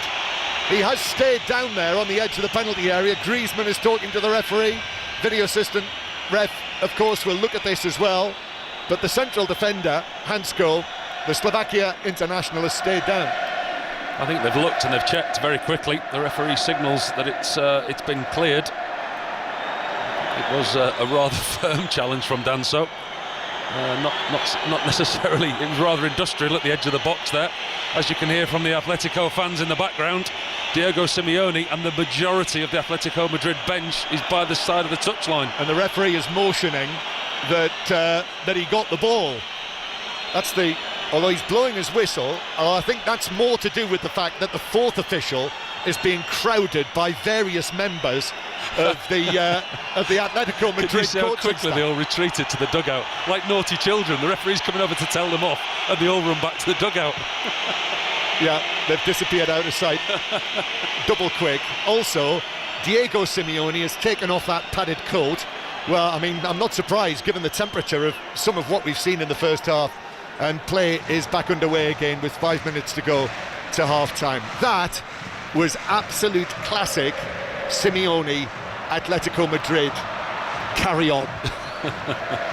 Yeah, but he's rather influential, isn't he? I mean, he's been here a long time, Diego Simeone, and I think his coaching staff are very well trained and accustomed to the manner of his behaviour. As Tottenham do come forward through the middle with Tell, he slips as well as he plays the ball to Porro here on the right. Diego Simeone, just got my eye on him. He's on the pitch. He's virtually on the pitch, waving his arms around, pointing. He's virtually walked onto the pitch, and as Atletico Madrid defend this, they win a free kick, and now the referee has got a real job on his hands here. It's Danso with the challenge. They are all the crowd are up on their feet. They want a yellow card for Danso because of what happened at the other end. Danso involved with Hansko. Griezmann is talking to the ref. Half of the coaching staff. 9. There's 9 of them, John. I've just counted. There's 9 of them. Are inside the technical area. Honestly. Oh. It's passion. That's what it is. And do you know what? Everything that you've just described there is what's lacking from the other side. Totally. You're absolutely right, Paul. Paul Robinson here. This is BBC Radio 5 Sports Extra. Listen on BBC Sounds as well. Newcastle against Barcelona is currently unfolding on 5 Live as Lookman attacks down the left. Pedro Porro puts the challenge in, and Lookman allows the ball to run away behind for what is an Atletico corner. Alvarez is going to take this one, it looks like, not Griezmann. Still Newcastle 0, Barcelona 0, and Griezmann instead is going to make a nuisance of himself next to Vicario. It's 4-1. And the corner right-footed by Alvarez. Here he is, swinging it right into the 6-yard box. Richarlison back in there, actually got his bleached blonde head to it to nod it out, and it rolls for a throw-in over on the far side. Half-time whistles in the Championship. Leicester 2, Bristol City 0. Millwall winning 1-0 against Derby. Atletico Madrid take this throw-in and then move back towards the halfway line. Half-time at Fratton Park, it's Portsmouth 0, Swansea 2. Sheffield Wednesday 0, Watford 0. Wrexham 0, Hull 1. Griezmann as Atletico come forward again. He's trying to find a position, still running from right to left, and then does in the end pass it to Lookman, who has on the overlap Ruggeri, and Ruggeri cut back, missed by Griezmann. Llorente shoots wide, 8 yards out. I think he slipped as he shot as well, which meant that it went wide. Two of them missed an open goal. I mean, it's superb play down this left-hand side from Ruggeri. The left-back gets round the outside on the edge of the 18-yard box, cuts it back, and so uncharacteristically Griezmann misses his kick, and then it goes into the middle, and he's completely missed his kick there, Llorente. There's two of them, two Atletico players. Griezmann completely misses the ball. Llorente makes connection, but it's with the outside of his right boot, goes wide of the outside of the Vicario's left-hand post. Another let-off for Tottenham. Thankfully, it's not 5 before half-time. 4-1 is bad enough for Tottenham and Igor Tudor. And incidentally, Stoke have scored twice late in the first half, and Stoke are winning 2-0 against 4th placed Ipswich in the Championship. That's very nearly at the break. The ball is back with Oblak. Half-time scores in League One: Barnsley 1, Cardiff 1, Doncaster 0, Luton 1. The leaders, Lincoln, are winning 1-0 at Exeter. Mansfield 0, Reading 0, Stevenage 1, Leyton Orient 1, and Wigan 0, Plymouth 2, all half-time scores, as Tottenham have a throw-in 10 yards back from the corner flag on the left-hand side. In fact, it's a little bit further back than that. Danso is just walking off the field, and he's going to pluck one of the balls off the cones. I'm going to predict your question to me. What does Igor Tudor do? And my answer to you would be, I don't know. So what is he thinking going into that dressing room at half-time? What is his thinking with these players that he's got? He's criticised his own players, he's changed formations, he's played different players in different positions. He's tried a lot of things, and now he's in a situation where he's 4-1 down at half-time in a Champions League game, and this could be his 4th defeat in a row. I don't know how this half-time team talk goes, I really don't. Well, they're looking for another goal. Danso with the long throw, which bounces all the way through. Romero tried to get to it at the near post, but he got a little bit of a shove there. Atletico Madrid are, with all of the talk about how to defend corners and what you do when you're attacking corners, you know, that is the Atletico Madrid, or one of the Atletico Madrid specialities. They are so good at that, just a nudge at the crucial point.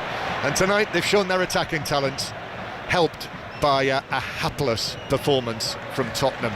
Mistake after mistake after mistake, goal after goal after goal by Atletico, and with just seconds left of the first half, this will be a relief for Tottenham and their supporters here as the ball runs out of play for a throw-in that Pedro Porro takes quickly infield. 2 minutes of added time. Tell tries to release Kolo Muani, but that was cut out by Pubil, who goes back to his goalkeeper. Other half-time scores: Barrow 0, Bristol Rovers 1, Fleetwood 2, Cheltenham 0, Gillingham 0, MK Dons 3, who are in very good form, Salford 0, Walsall 0 as well.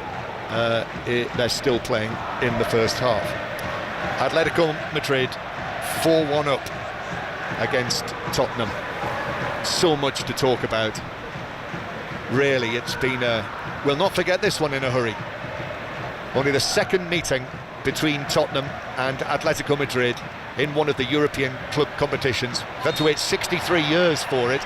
The previous meeting was the 1963 European Cup Winners' Cup final, when Tottenham won 5-1. So the first meeting, Tottenham win 5-1.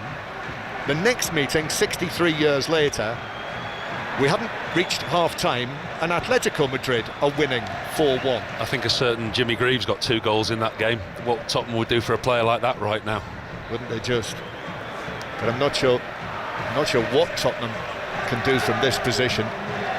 But I suppose you've just got to dig in, see if you can get another goal, make it 4-2, and that's what they're doing with the set piece in added time. Porro has hit that, over-hit it by a distance, and it just drifts away behind the dead ball line for a goal kick. That sums up Tottenham's first half display, it really does. I mean, it's a free kick from 10 yards inside Atletico Madrid's half. Tottenham, they've sent Romero, Danso, Van der Ven forward. It's a set play, it's a decent area. Pedro Porro, he hoofs it and he just kicks it out far away for a goal kick. A complete waste. So disjointed. I mean, it's disappointing to watch, Johnny. You run out of words to describe it. It's just really disappointing. Ball played forward over the top of Spence. Simeone chasing it, cuts it back and plays it into the Tottenham man. Final touch off Simeone. Actually, that's the half-time whistle. And for Tottenham, just trying to keep an eye on Igor Tudor. Although I think he's perhaps already gone.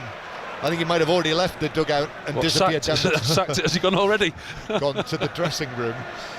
But what on earth is he going to say? And what was interesting as well, as we described at the time, when Kinski was substituted after his 2 errors, they were 3-0 down. So many of the players went to Kinski as he was running off the pitch and gave him support.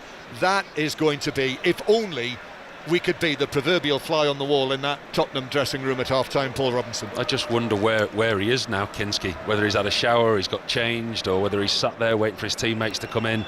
What's his next conversation with the manager? I mean, we said in commentary there, I've never ever seen that happen in any game. A manager substituting a goalkeeper that's made... He's made 2 horrendous errors, but he's lost his footing in both of the errors. So they're not really technical errors, they're footwear errors, if you like. But the manager's taking him off after 16 minutes, and I think that just highlights a much bigger problem. The problem isn't what boots Kinski's wearing. The problem is Tottenham Hotspur and the attitude and the application of the players, because that was terrible. But as you said, Paul, for Kinski, Antonin Kinski, for a young man, 23 on Friday, and this is his first appearance in the Champions League, only his 3rd appearance of the season.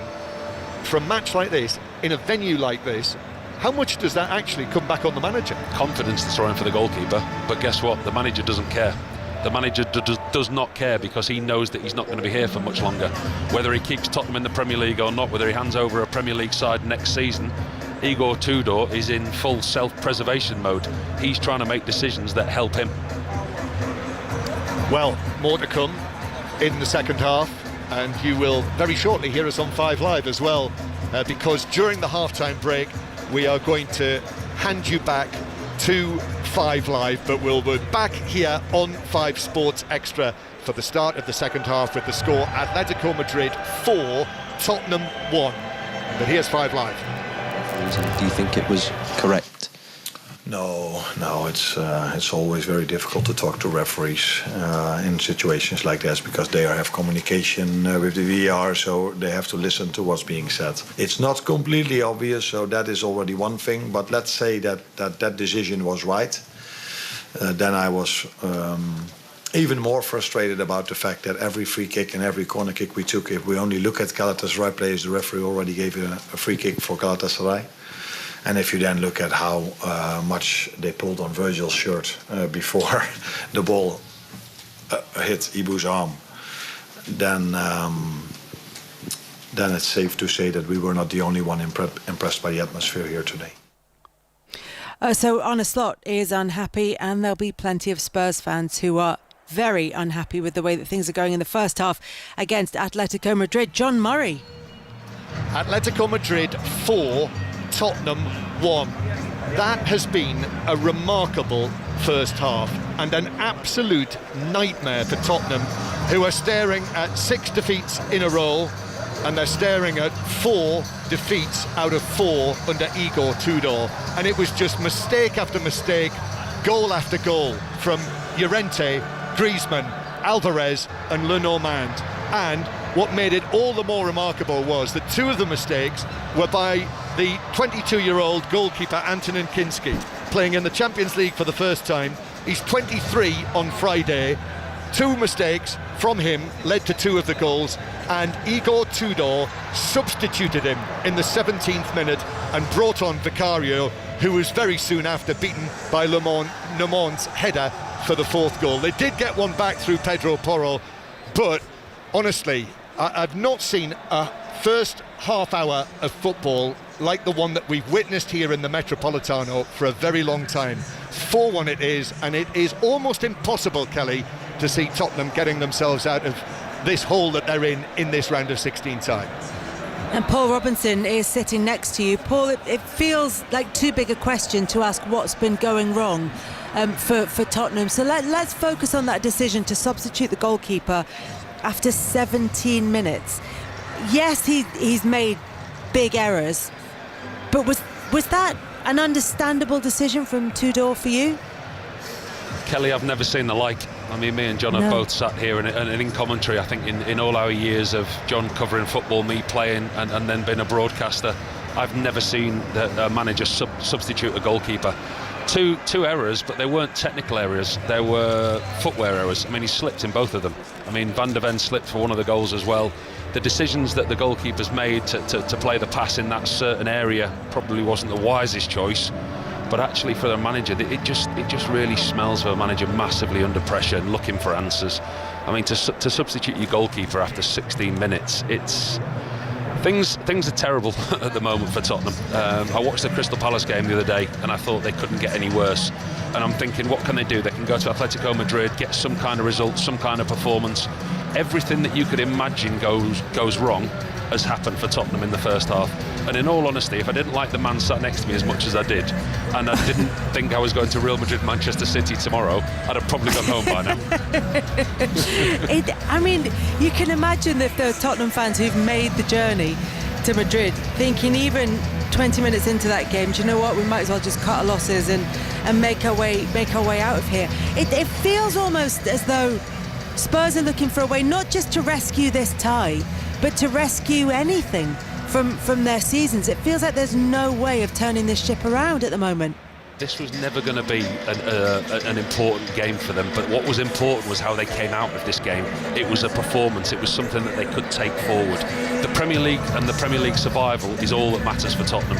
Let's be realistic, they're not going to win the Champions League, okay? But they're going to come here tonight and they need to put on some kind of a performance that they can take into the game at the weekend. They're going to Anfield at the weekend, which is extremely difficult. Then Madrid come back to the Tottenham Hotspur Stadium midweek, and then they've got Nottingham Forest at home on Sunday, and that is the biggest game of their season. They have to build some kind of momentum and some kind of performance. But what I've seen and what me and John have both witnessed in that first half, I didn't even know which way they were facing at times. Honestly, they looked so devoid of confidence and belief, it was untrue. Paul Robinson and John Murray will take you through the second half from the Wanda Metropolitano on Sports Extra. You'll be able to listen to that one, and we will have second half commentary of Newcastle against Barcelona. They're the British team who are performing best this evening. They're 0-0 at half-time against Barcelona. Liverpool, whose Spurs meet at the weekend, were beaten 1-0 by Galatasaray in Turkey. Steve Borthwick has made one change for England's final Six Nations game against France. Ollie Chessum comes into the back row, replacing Tom Curry, who was injured in the warm-up against Italy. Let's hear from Steve Borthwick, and he's clear that his side haven't been at their best. I think that the England shirt can, at times, weigh heavy, and I think we've worked exceptionally hard to try and alleviate that, to try and get the players to, as you've heard me talk many times, and it'll be the same thing I talk to the players, I talk to you. I want the players to play fast rugby. I want the ball to move. I want them to be brave, and I talk about playing brave, I talk about playing big and with the shirt on. I think certainly I've seen evidence in the last 2 or 3 weeks that there's been times where the shirt looks like it's weighed a bit heavy, and passes that necessarily the team would have given, not quite given. The passes that the team gave throughout 2025 and even that first game of the Six Nations, not quite giving. So what we worked upon, and clearly we're all after the transfer from the training field onto into the test match arena, is converting those opportunities. Since you've been the England boss, there have been some tricky spells. You've managed to come through and get the team back on track. I know how passionate you are about this job and getting England as a winning rugby team. How sort of difficult have the last few weeks been for you personally? For everybody involved with the team is hurt, because how much everybody cares. And I've told you before about how passionate I am with the England rugby team. For a huge chunk of my life has been involved with this team as player, captain, assistant coach, head coach. So we're all desperate to make this team super successful. Now, the last 3 games have been very, very disappointing. They're not the results we want. They are the performances, more importantly, that we want. What we do is make sure we're clear on what it is we need to do better. That was Steve Borthwick speaking to our rugby union correspondent Chris Jones at England's training base in Verona. Chris, he wants those big performances from his players.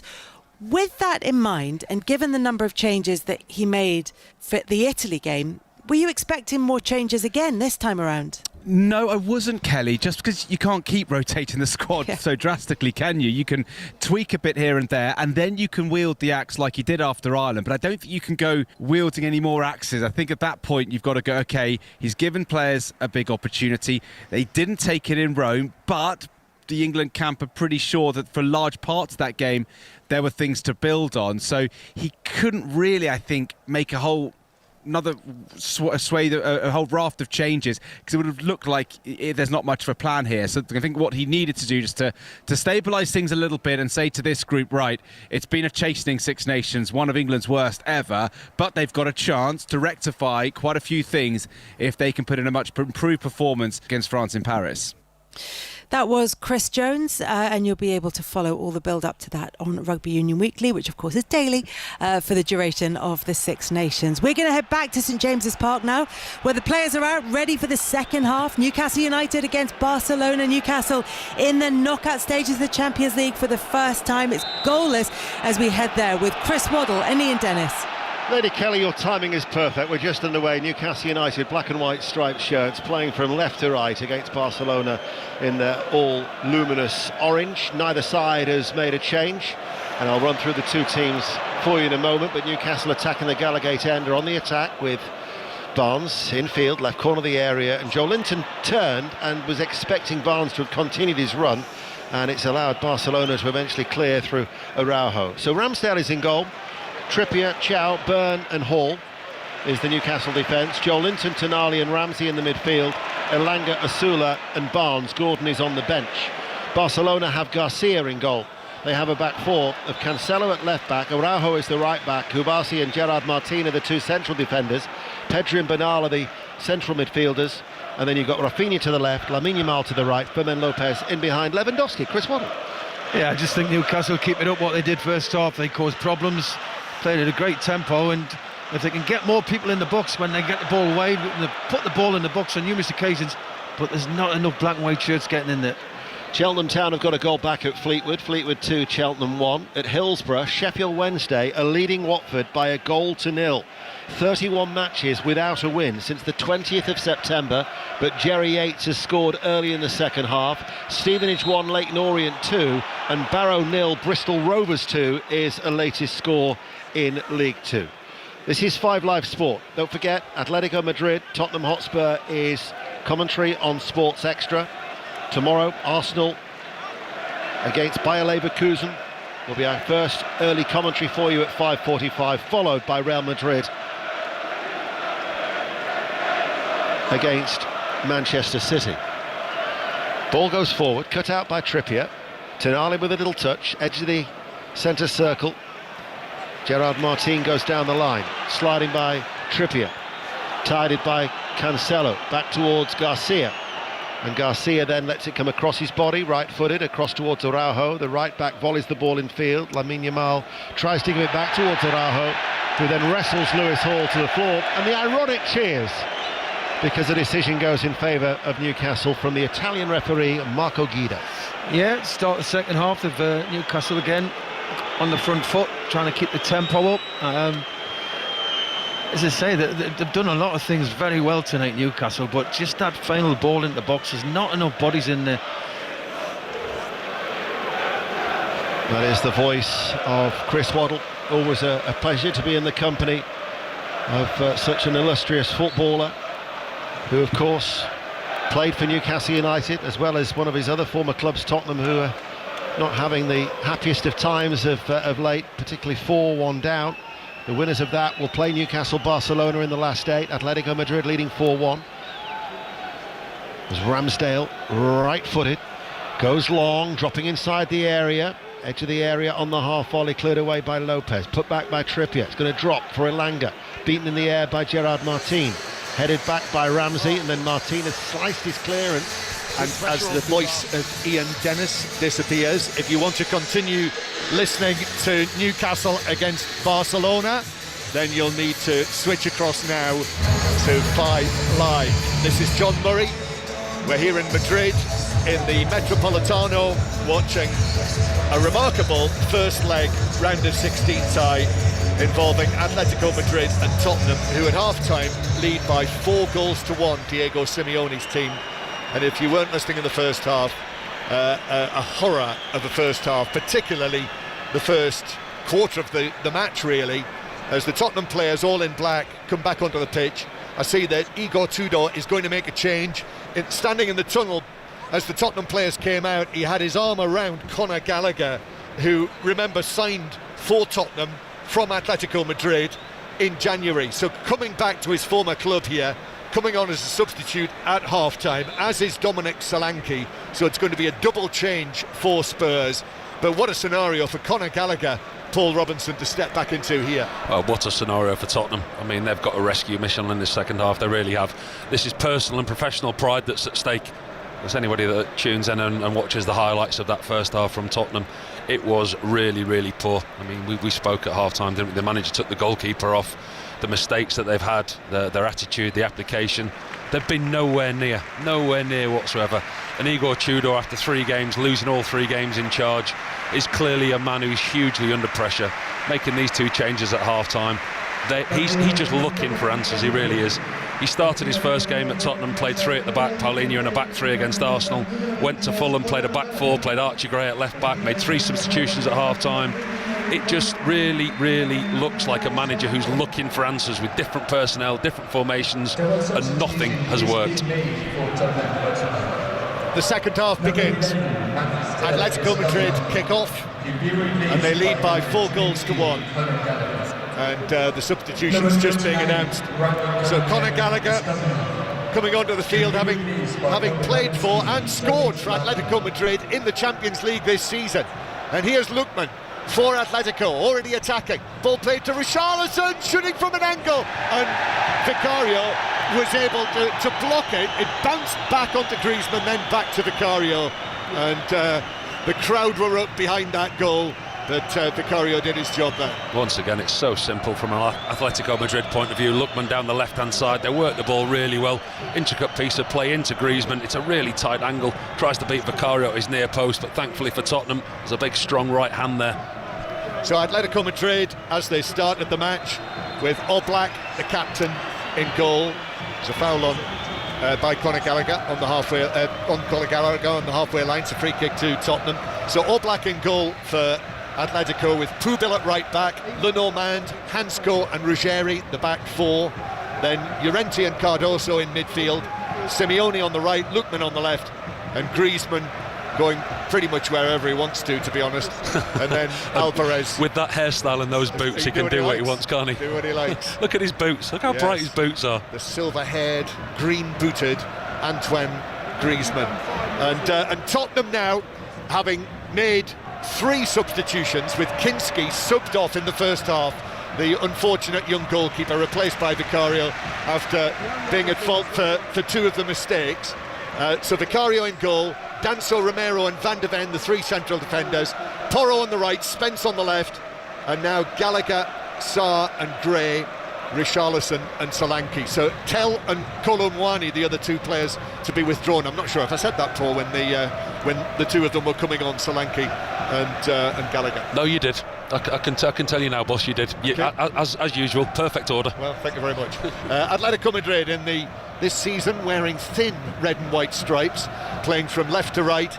The royal blue shirts, royal blue socks, attacking, ball across the edge of the penalty area, and Gallagher actually steps forward and takes possession back for Spurs. Going to be so interesting to hear what Igor Tudor has to say after this match. And now he's trying to, he's virtually dancing down the side of the pitch in front of the technical area, and he's sending messages out there. He's speaking, I think, to Archie Gray. He's now pointing back to Romero. He's pointing at Spence. He's pointing at Van de Ven. But it just has the feel of desperation. John, you made a really good point to me before the game in the warm-up. We normally look at the warm-up to see which way the back three, the back five are lining up, but actually you pointed out what Igor Tudor does in the warm-up. He actually gets involved with the warm-up, and I'd never noticed that. He's, the players do the box, the keep ball. He's playing, he's part of it, wasn't he? Yeah, and he's done that.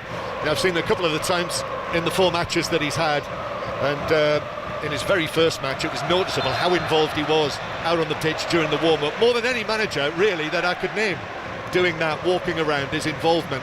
I remember before the Arsenal match at the Tottenham Stadium, they were practicing set pieces. He was in the box. He was actually in the penalty area as they did that pre-match.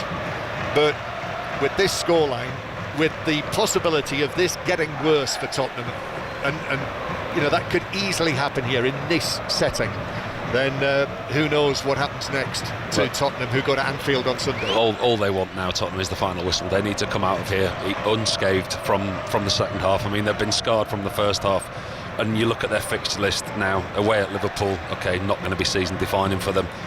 The next leg at home to Atletico, then at home to Forest, then away at Sunderland, then at home to Brighton, and then they go to Wolves. Those games are going to define where Tottenham are, and whether Igor Tudor's in charge or not, we're going to wait and see.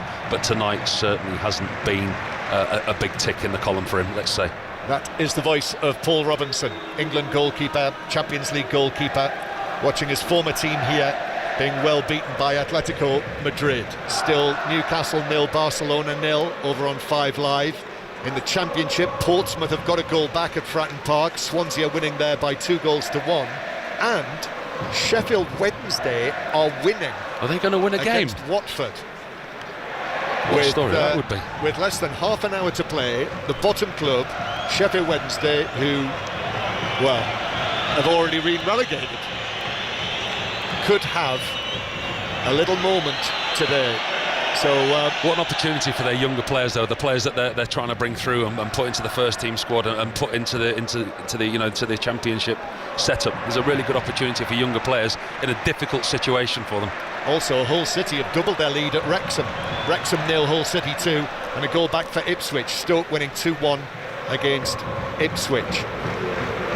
It is Atletico Madrid with the ball in the central third, in this great arena, Champions League final arena, when Tottenham lost to Liverpool by 2-0 back in 2019. Mauricio Pochettino, of course, against Jurgen Klopp, and Mauricio Pochettino is here tonight. Intriguingly, he was filmed, his flight here was captured. It's been on social media today as Lookman crosses from the left, but put too much on that and drifted straight over the top and behind for a goal kick.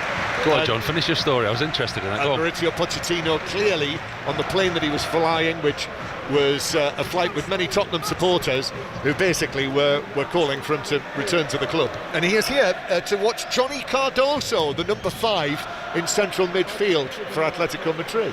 Well, you would hope from a Tottenham fan's point of view that that's the reason he's here, not to assess Tottenham and whether he's going to take the manager's job or not, because if I was him, I'd have gone by now. Well, he's got a World Cup with the United States to negotiate his way through first. So 4-1 to Atletico Madrid, and I suppose it's the old story, isn't it? The professional footballers 4-1 down at half-time. The target will be to win the second half. That's the message that the manager will have given them. Give yourself a chance of being in the second leg. I mean, as we said, the Champions League is not a priority for Tottenham this season, but actually 1 goal in the second half gives them something maybe to cling on to hope for the second leg next week.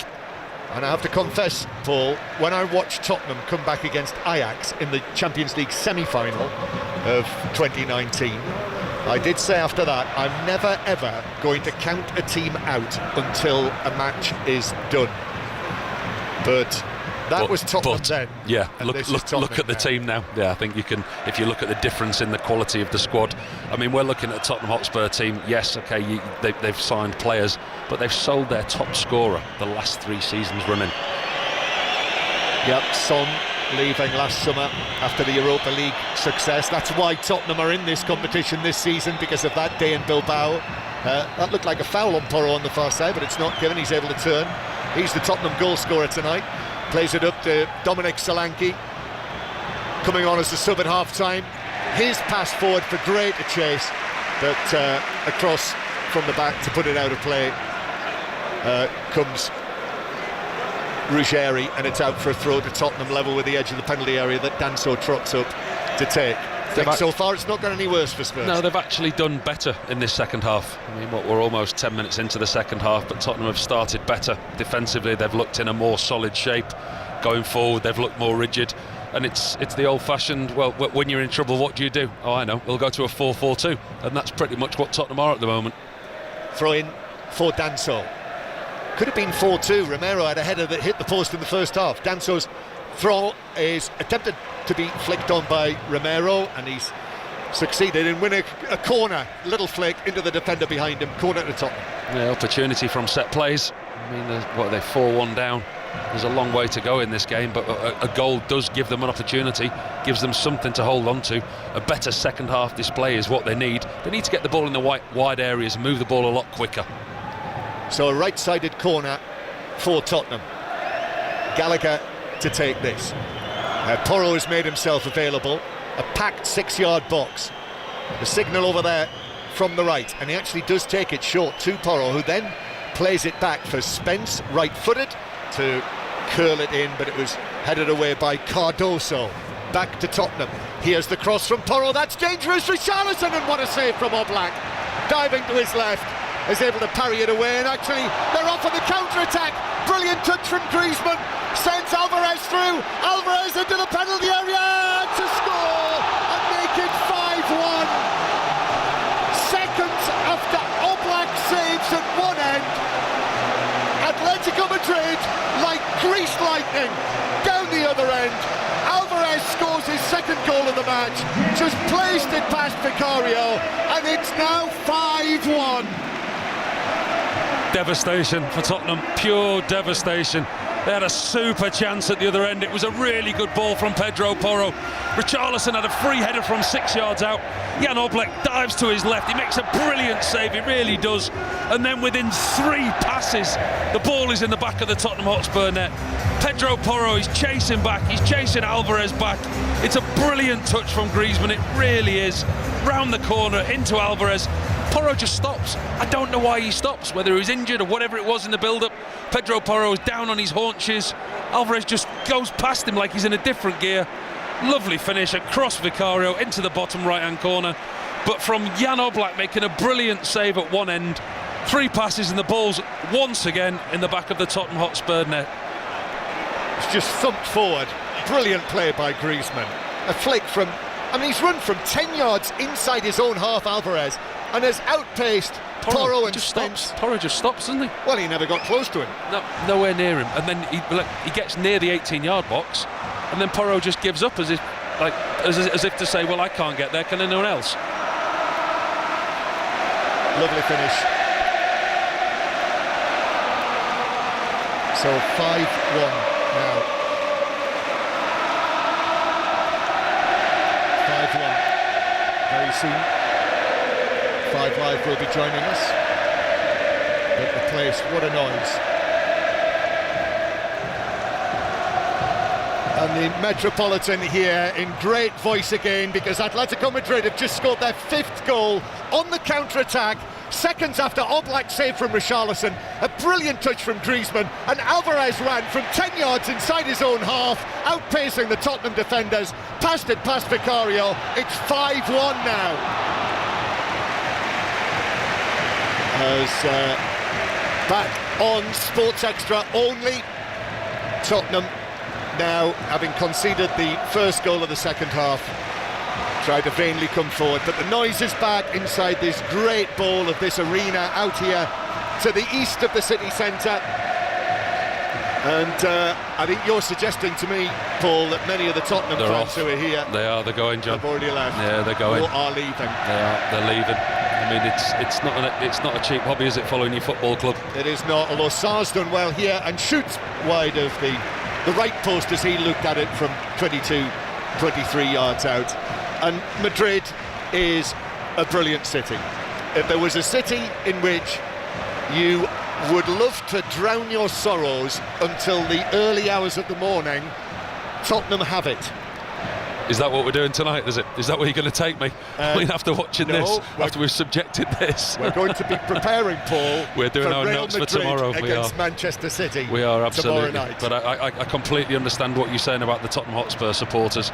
I mean, as I just said there, it's not a cheap hobby following your football club, not only around your own country, but in Europe as well.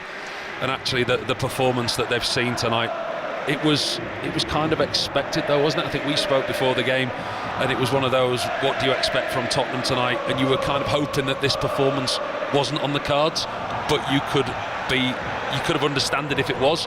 And it's been really poor, hasn't it? It's been really poor, but there is misfortune in this as well. I think we do need to say that because of the slips, slips that led, and the 2 slips and a missed kick, really, for the first 3 goals. But then it felt like it was compounded by the decision to substitute the young goalkeeper and bring Vicario on for Kinski. Richarlison playing it forward, but Simone has it back for Atletico, who will go back to goalkeeper Oblak. Crucial save from him, from Richarlison. It was a good save. Could have been 4-2. Yeah, it was a good save. And Seconds later, it's 5-1. It was almost an assist, wasn't it? I mean, he made the save and he parried it out, and within 3 passes, they were down the other end, Atletico Madrid. And the Tottenham fans, I'm looking up away to our left, they just stood there, hands in their pockets, looking at each other, talking to one another very, very quietly, just wondering, what are we watching? What does the future hold for this football club? Free kick after Richarlison has left something on Llorente, I think, in centre field. He's down on his side. Bayern Munich. So Atletico Madrid are winning here 5-1 against Tottenham. Bayern Munich have a 4-goal lead in the first leg. They're now 4-0 up. Nicholas Jackson's got the 4th goal. Atalanta 0, Bayern Munich 4. And in the Championship, still as you were. Leicester 2, Bristol City 0, Millwall 1, Derby 0, Portsmouth 1, Swansea 2, Sheffield Wednesday still winning 1-0 against Watford, Wrexham 1, Hull City 2, and Stoke 2, Ipswich 1. And Llorente is still down. The referee's just coming across to speak to Romero. They've not brought the physio on, and actually the referee's saying, I'm not going to let you bring the physio on. They're standing on the side of the pitch. The 4th official is there as well. He got his right instep stood on, and Llorente's got to his feet, and he's saying, I've got an injured foot. But I think the referee's saying, if you want treatment, you've got to leave the field. Well, he's clearly fully qualified PhD with his doctorate, the referee. And to be fair, it's quite refreshing, actually. He's gone, look, there's nothing wrong with you, get on with it. And for all the protests and the physio and the doctor, he's carried on. And guess what? He's up and carrying on. Well, it's not often you see that. And so the Dutch referee, Serdar Gozubayuk, Dr. Serdar. Dr. Gozubayuk has said, no, I know what the problem is. Get up and get on with it, and he has. Well, that's a collector's item. As then Archie Gray with a little foul, and that's going to be a yellow card for Archie Gray. Incidentally, there were no fewer than 7 Atletico Madrid players who are on a yellow card and in danger of missing the second leg. 5-1 up. Do you want to use up a few of those yellow cards if you're Atletico Madrid? Llorente's on a yellow, Simeone's on a yellow, those on the field, Pubil and Lenormand. I wouldn't rule it out as a possibility. And we've got less than half an hour to play. So yes, if you are planning on listening to the radio tomorrow night as well, join us on 5 Live. There's going to be an early start on 5 Live as well. Ali Bruce Ball and Matt Upson are in Germany. So you'll hear Bayer Leverkusen against Arsenal from 5:45 on 5 Live.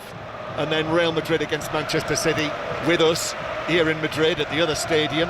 My Atletico Madrid friend in the lift said, when I asked him about the match tomorrow night, he said, I need to be vaccinated to go to the Bernabeu. Here's Lookman, who slipped and actually might have handballed it, so it's a free kick to Tottenham in their own right back area. And yes, here was that your colleague, was it? It was Hugo, who is a great guy, commentates on Atletico Madrid and has done for, well, best part of 20 years. And also here on 5 Sports Extra tomorrow, the second day of the Cheltenham Festival, where we will be bringing you every race live. Sports Extra from 1 o'clock tomorrow afternoon. Not been a good day for me, John. Has it not? No. Cheltenham and Tottenham. Did it? I'm looking forward to going to bed tonight. Yeah. I thought you might have, with the journey that you've had today, making your way from the UK, I thought you might have parked that, but obviously not. No, I did have a little look with our friend Mr. Dennis, and I don't think many of us have had much success today. Okay, a Lookman. 5-1 to Atletico Madrid, and a free kick to Tottenham. It's not got the same intensity in the second half, but this Diego Simeone Atletico Madrid team, and I'm looking down there on him. And I did speak to my friend Hugo about, is this going to come to an end for Diego Simeone as Van de Ven curls it forward for Solanke, who does well and is firmly challenged by Lenormand, who tackled him, put the ball out of play to throw it to Tottenham down the left. I did say to Hugo, is there a possibility that his time in charge, and it's over 14 years in the job now, whether that might come to an end at the end of the season? And he said there's a big possibility of that. He's only 55, isn't he? I mean, he doesn't look 55, and when he's on the pitch again, look, when you look that, look, he's at least a yard on the pitch. And by the way, his team are 5-1 up with 25 minutes to go, and he's a yard and a half on the pitch. He's got 1 foot on the pitch and 1 foot off the pitch. Danso with the throw into the Atletico area, bounces down. Well, it hit Solanke. He didn't really know much about it. It hit him and bounced straight to Oblak. Yeah, that's the opportunities that Tottenham have had tonight. They've been few and far between, but they've come from set plays.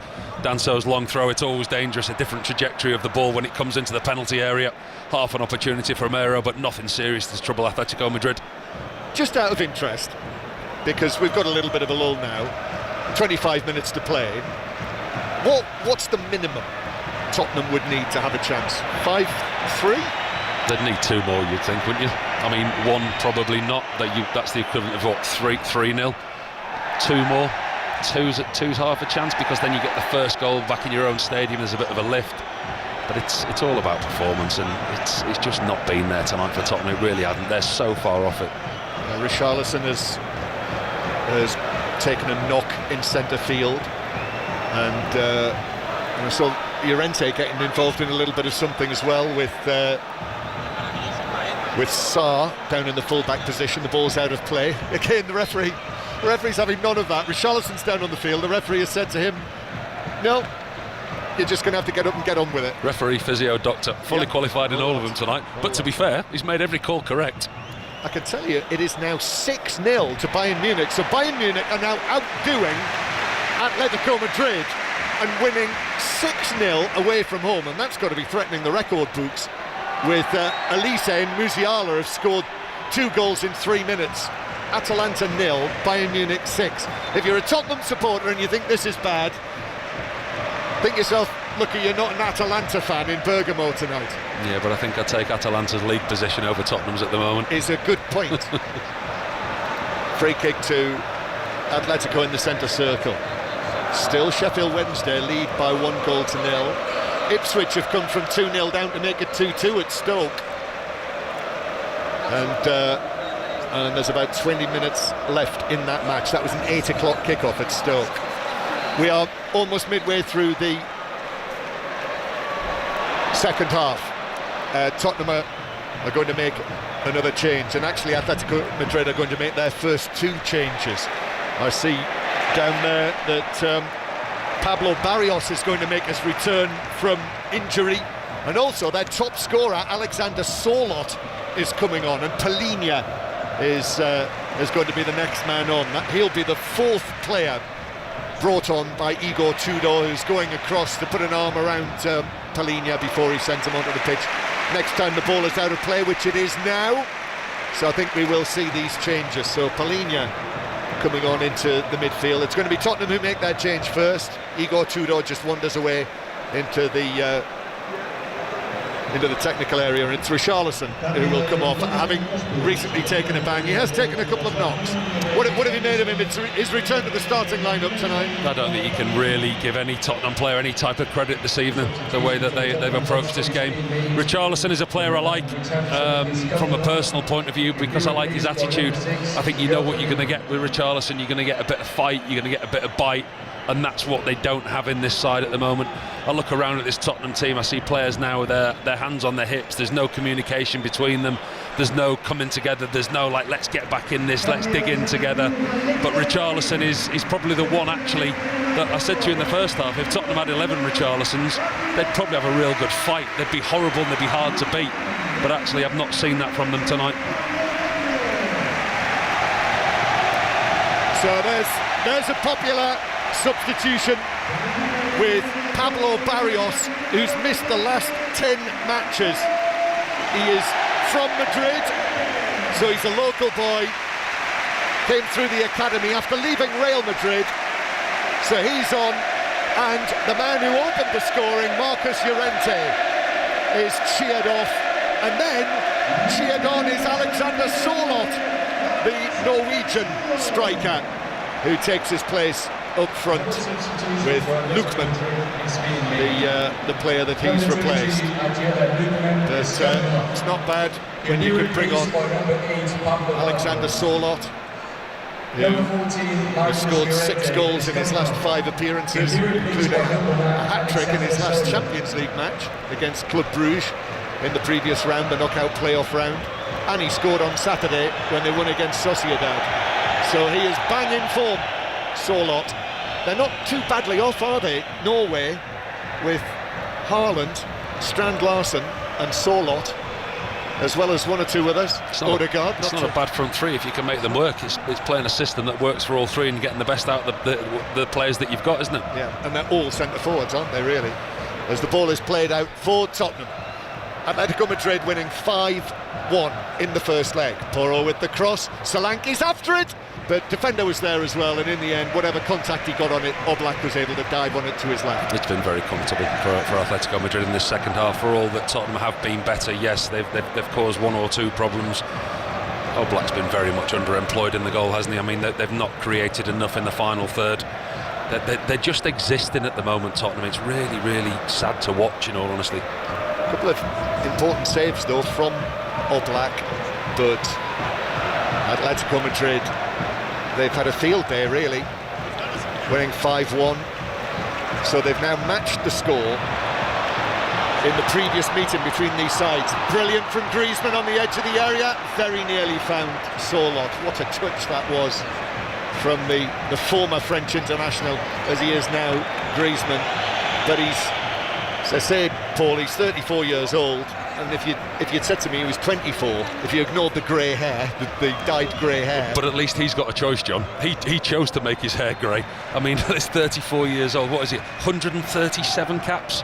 I mean, it's incredible. His contract doesn't run out until 2027, so he's here for a while yet. But what a quality player he is. He's one of those footballers that's just naturally gifted.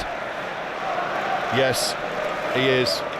With his club record, well, he's extended it tonight with the goal that he scored to make it 2-0.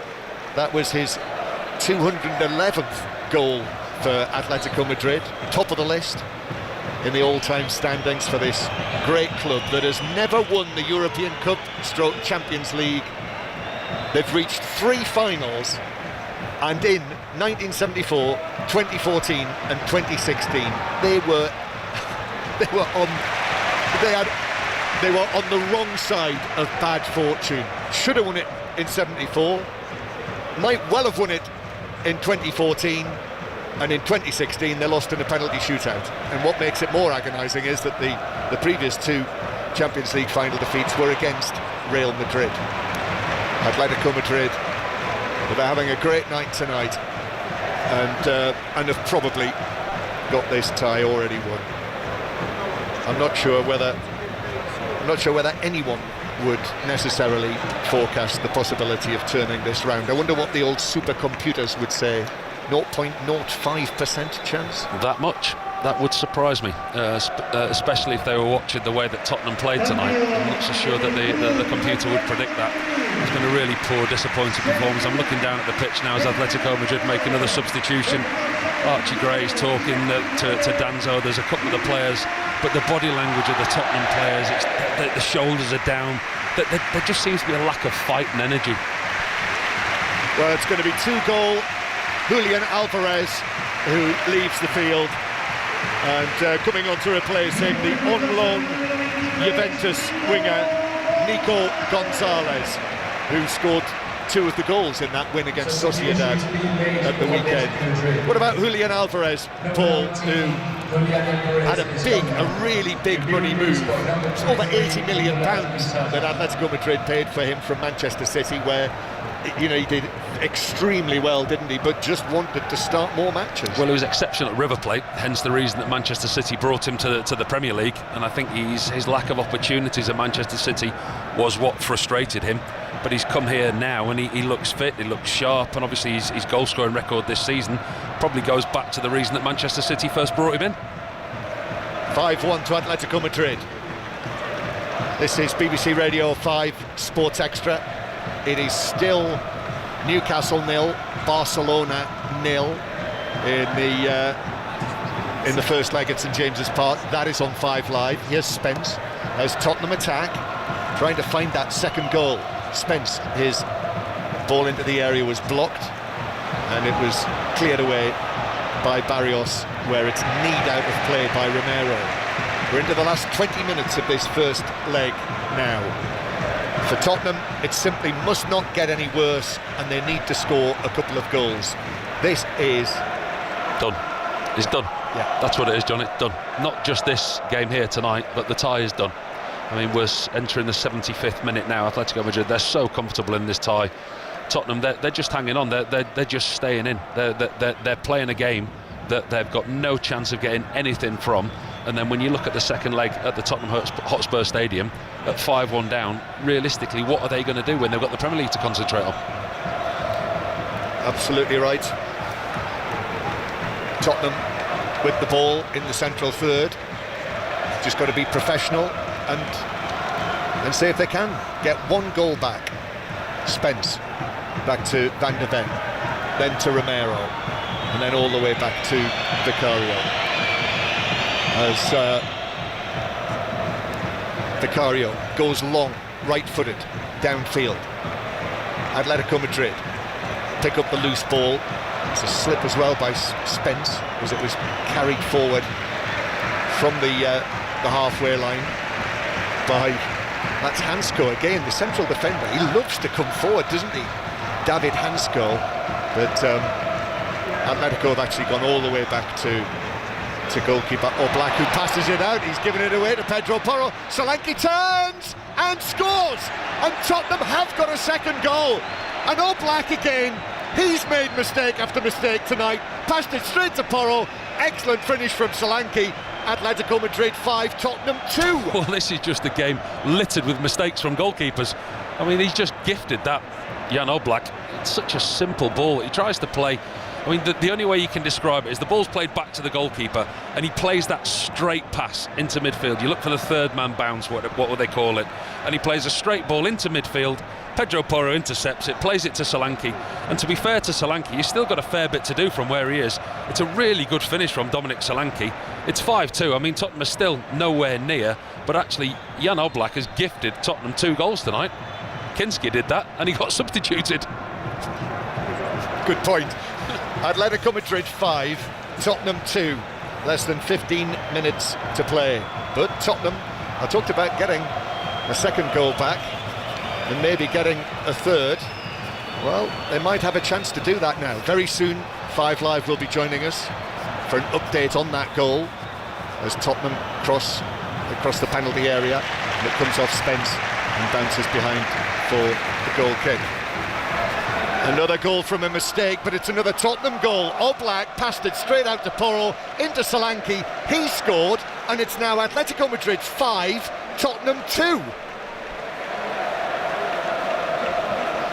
And we will continue on 5 Sports Extra after updating 5 Live on the news that Dominic Solanke has just scored what is his 6th goal of the season and his 3rd in the Champions League.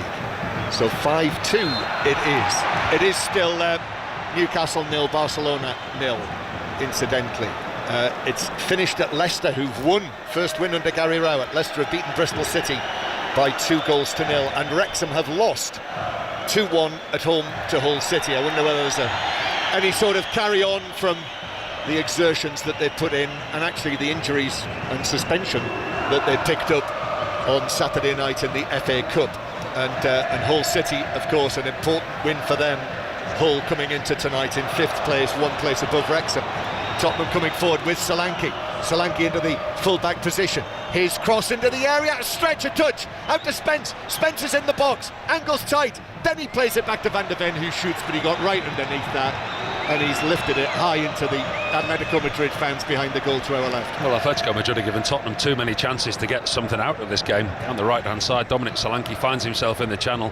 It's Archie Gray who initially plays the ball into Solanke's path, who in turn reverses the ball across the 6-yard box. Archie Gray's full stretch, can't quite make enough purchase on the ball to make a threat on goal, but decent effort again from Tottenham.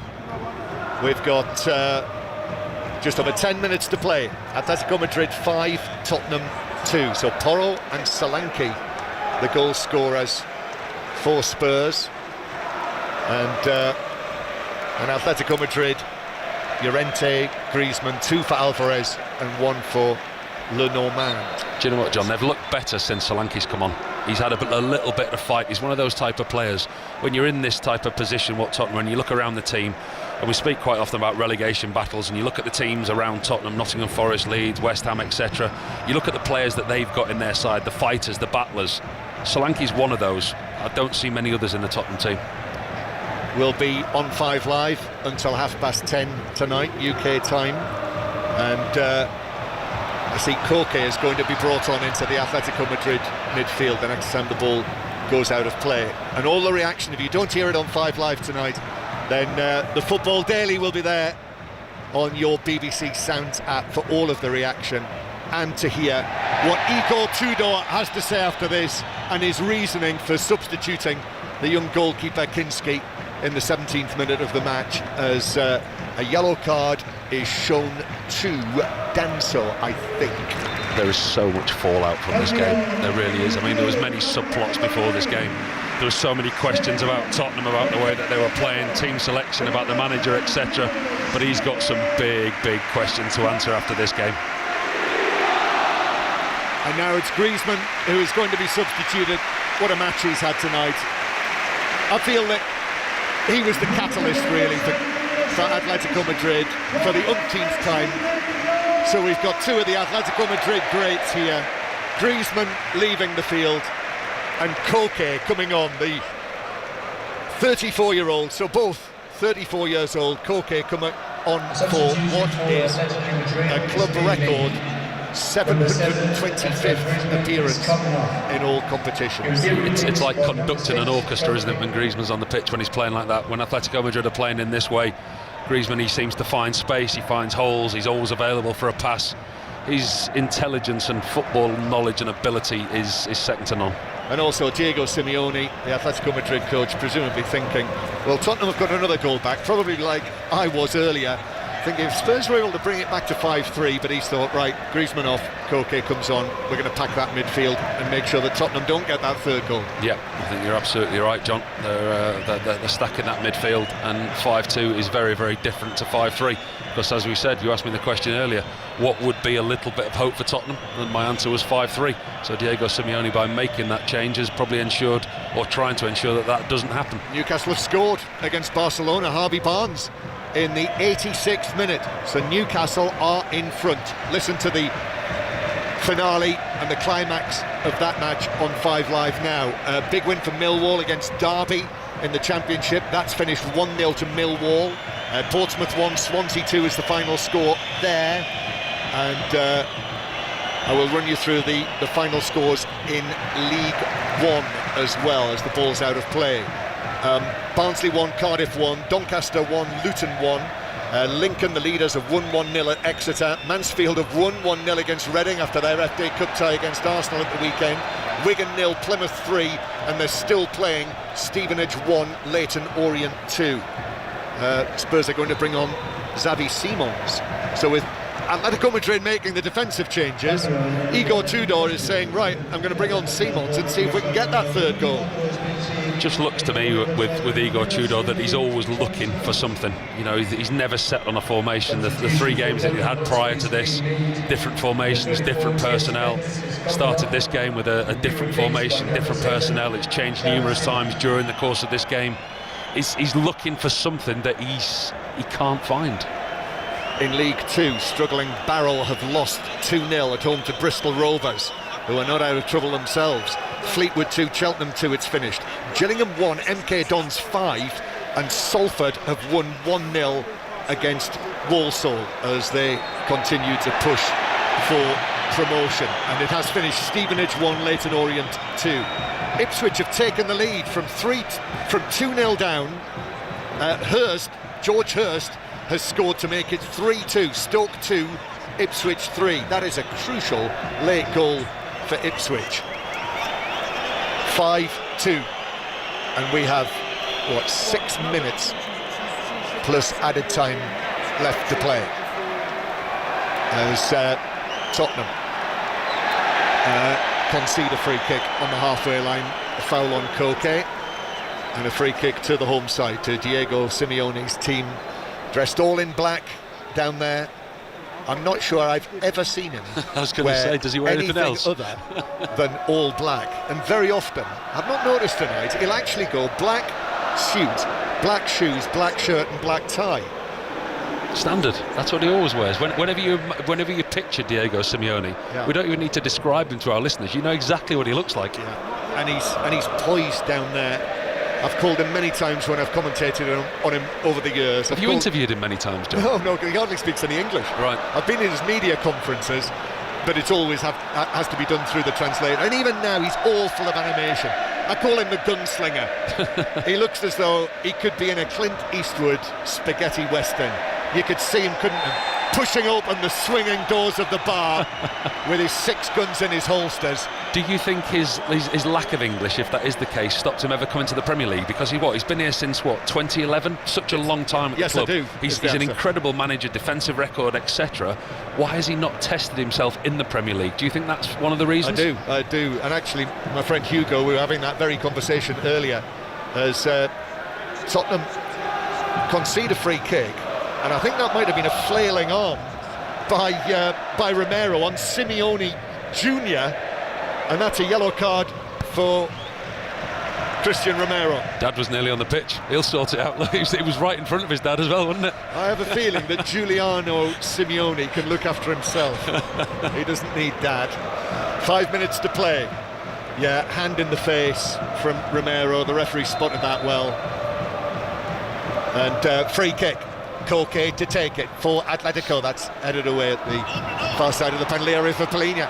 Tottenham could be away here if Simons, that he's forced wide actually by Barrios, and actually by the time Tottenham had runners there, if Simons had been able to play the early pass, that could have been the counter-attack. But Tottenham have actually ended up going backwards, and now they've lost possession, and Sarr loses possession, and Van de Ven had to tidy that up. And actually I think he got stepped on, and he's got a sore foot. And then excellent challenge, centre field on Simons by Barrios and by Cardoso. Excellent challenge that was by the American international, who incidentally is the man who's being watched by Mauricio Pochettino this evening, and I suspect probably knows that all too well, and that will not have gone amiss. Yeah, I'm not so sure that Mauricio Pochettino was here just to watch Johnny Cardoso this evening, although USA International will be looking forward to a home World Cup. Signed this season from Real Betis, been a good signing for Atletico. I think he's a superb central defensive type midfielder, one that Pochettino will be keen to employ during the World Cup. But if this was any type of audition for this Tottenham side in front of Pochettino, they've failed miserably. Atletico Madrid 5, Tottenham 2, still Newcastle 1, Barcelona 0. Can you imagine the atmosphere there? Yeah. What an atmosphere that would have been when that goal went in. Ian Dennis and Chris Waddle with the commentary over on 5 Live. Tomorrow night, more Champions League action and an early starter game tomorrow night. Bayer Leverkusen against Arsenal on 5 live from inside the Bayer Arena from 5:45, and then tomorrow night Real Madrid against Manchester City, with you and me from the Bernabeu, from Cabina Ocho, and I'm struggling to believe that it will be as eventful as what we've seen tonight, but you never know. Cabina Ocho, is that our commentary position? Is that where we sit? Is that the box that we sit in? Yes, it is. Well, I was going to say when in Rome, but when in Madrid we may as well stay and do another one, haven't we? Well, why not? Why not? And the Tottenham supporters, I mean, the section which is high up in the stand to our left, I mean, thousands have left, and there are only really maybe a couple of hundred as Atletico Madrid come through the middle. It bounces back. Vicario has to come out and make the save, but the free kick has already been given against for Porro, who was shoved over by the surging Nico Gonzalez. Yeah, good piece of defending that by Pedro Porro. He was probably half at fault for the last Atletico Madrid goal when they broke away. He gave up on his recovery run. That time he actually put his body on the line, got himself between the ball and the goalkeeper. Made a decisive challenge. So around about 90 seconds to go. Tottenham need this goal. I mean, top level sport. It might be 5-2. You can't give it up. If you're on there on the pitch, you've got to go for that goal to try and make it 5-3. It's a Champions League. 100% they've got to go for that goal. One goal makes a massive difference. Yes, they've been awful. Yes, they've conceded 5, but actually 5-2, yes, the tie is done. 5-3, you score one goal, the first goal at home, it's a different story. Ball is played back to Vicario with Solot closing him down. Right-footed clearance to the halfway line. That's headed forward by Cardoso for Atletico Madrid. Koke is in on the challenge, but that's excellent from Polina, actually, who snapped in the Tottenham number 6 on loan from Bayern Munich. Ball down on the halfway line with Simons, then Polina, all the way back to Romero, who puts his foot on it, passes it forward to Sarr. Tottenham now in the 90th minute. Sarr carrying the ball forward and giving it here to the left-hand side to Archie Gray. Now Polina again drags it back, gives it to Gray, who's virtually on the left wing, with Van de Ven in front of him. And then again, Polina, red and white stripes, 2 lines of them in front of Tottenham as they try to bring the ball forward. Gray back to Polina. 3 minutes of added time to be played. And now Danso is able to step forward. Oh, couldn't find the pass. Actually played it one way, Solanke went the other, and Atletico Madrid were able to clear. But in the closing stages, it's Tottenham dominating the possession. Well, they're having a go. I mean, Atletico are setting that defensive shape now. They've got the back 4, back 5, if you count the right wing back that's dropped in. The substitute, the Koke that's come on, is sat in front of that back 5. They're quite happy with what they've got, and as they should be. Although you look at Diego Simeone once again, he's almost on the pitch and the ball's in front of him. 3 minutes of added time here. And I can tell you that Barcelona have been awarded a penalty, and it is 1-1. Barcelona have scored from the penalty spot, and it is Newcastle 1, Barcelona 1, and that is in the 7th minute of added time, and that is absolute agony for Newcastle. So 1-1. That continues on 5 Live. And that must be just about done as Atletico Madrid try to come forward. Danso is able to get a foot on that, bounces back to the halfway line where Barrios here to the right to Simeone, young Simeone, then Koke just opens up for Koke actually to pass it to the edge of the penalty area. Poor touch from Solot, miscontrolled it up in the air, and then 2 Tottenham players have collided, have clashed heads as both of them went to head the ball away after Solot miscontrolled it, and I think it's Romero and Polina who will both need treatment, and it was Lamine Yamal who scored from the penalty spot to make it 1-1 at St James's Park. Yeah, that's clumsy from the 2 Spurs defenders. They've both collided heads. I mean, it doesn't look pretty. Both of them laid flat out at the moment. Physios and doctors on from both sides.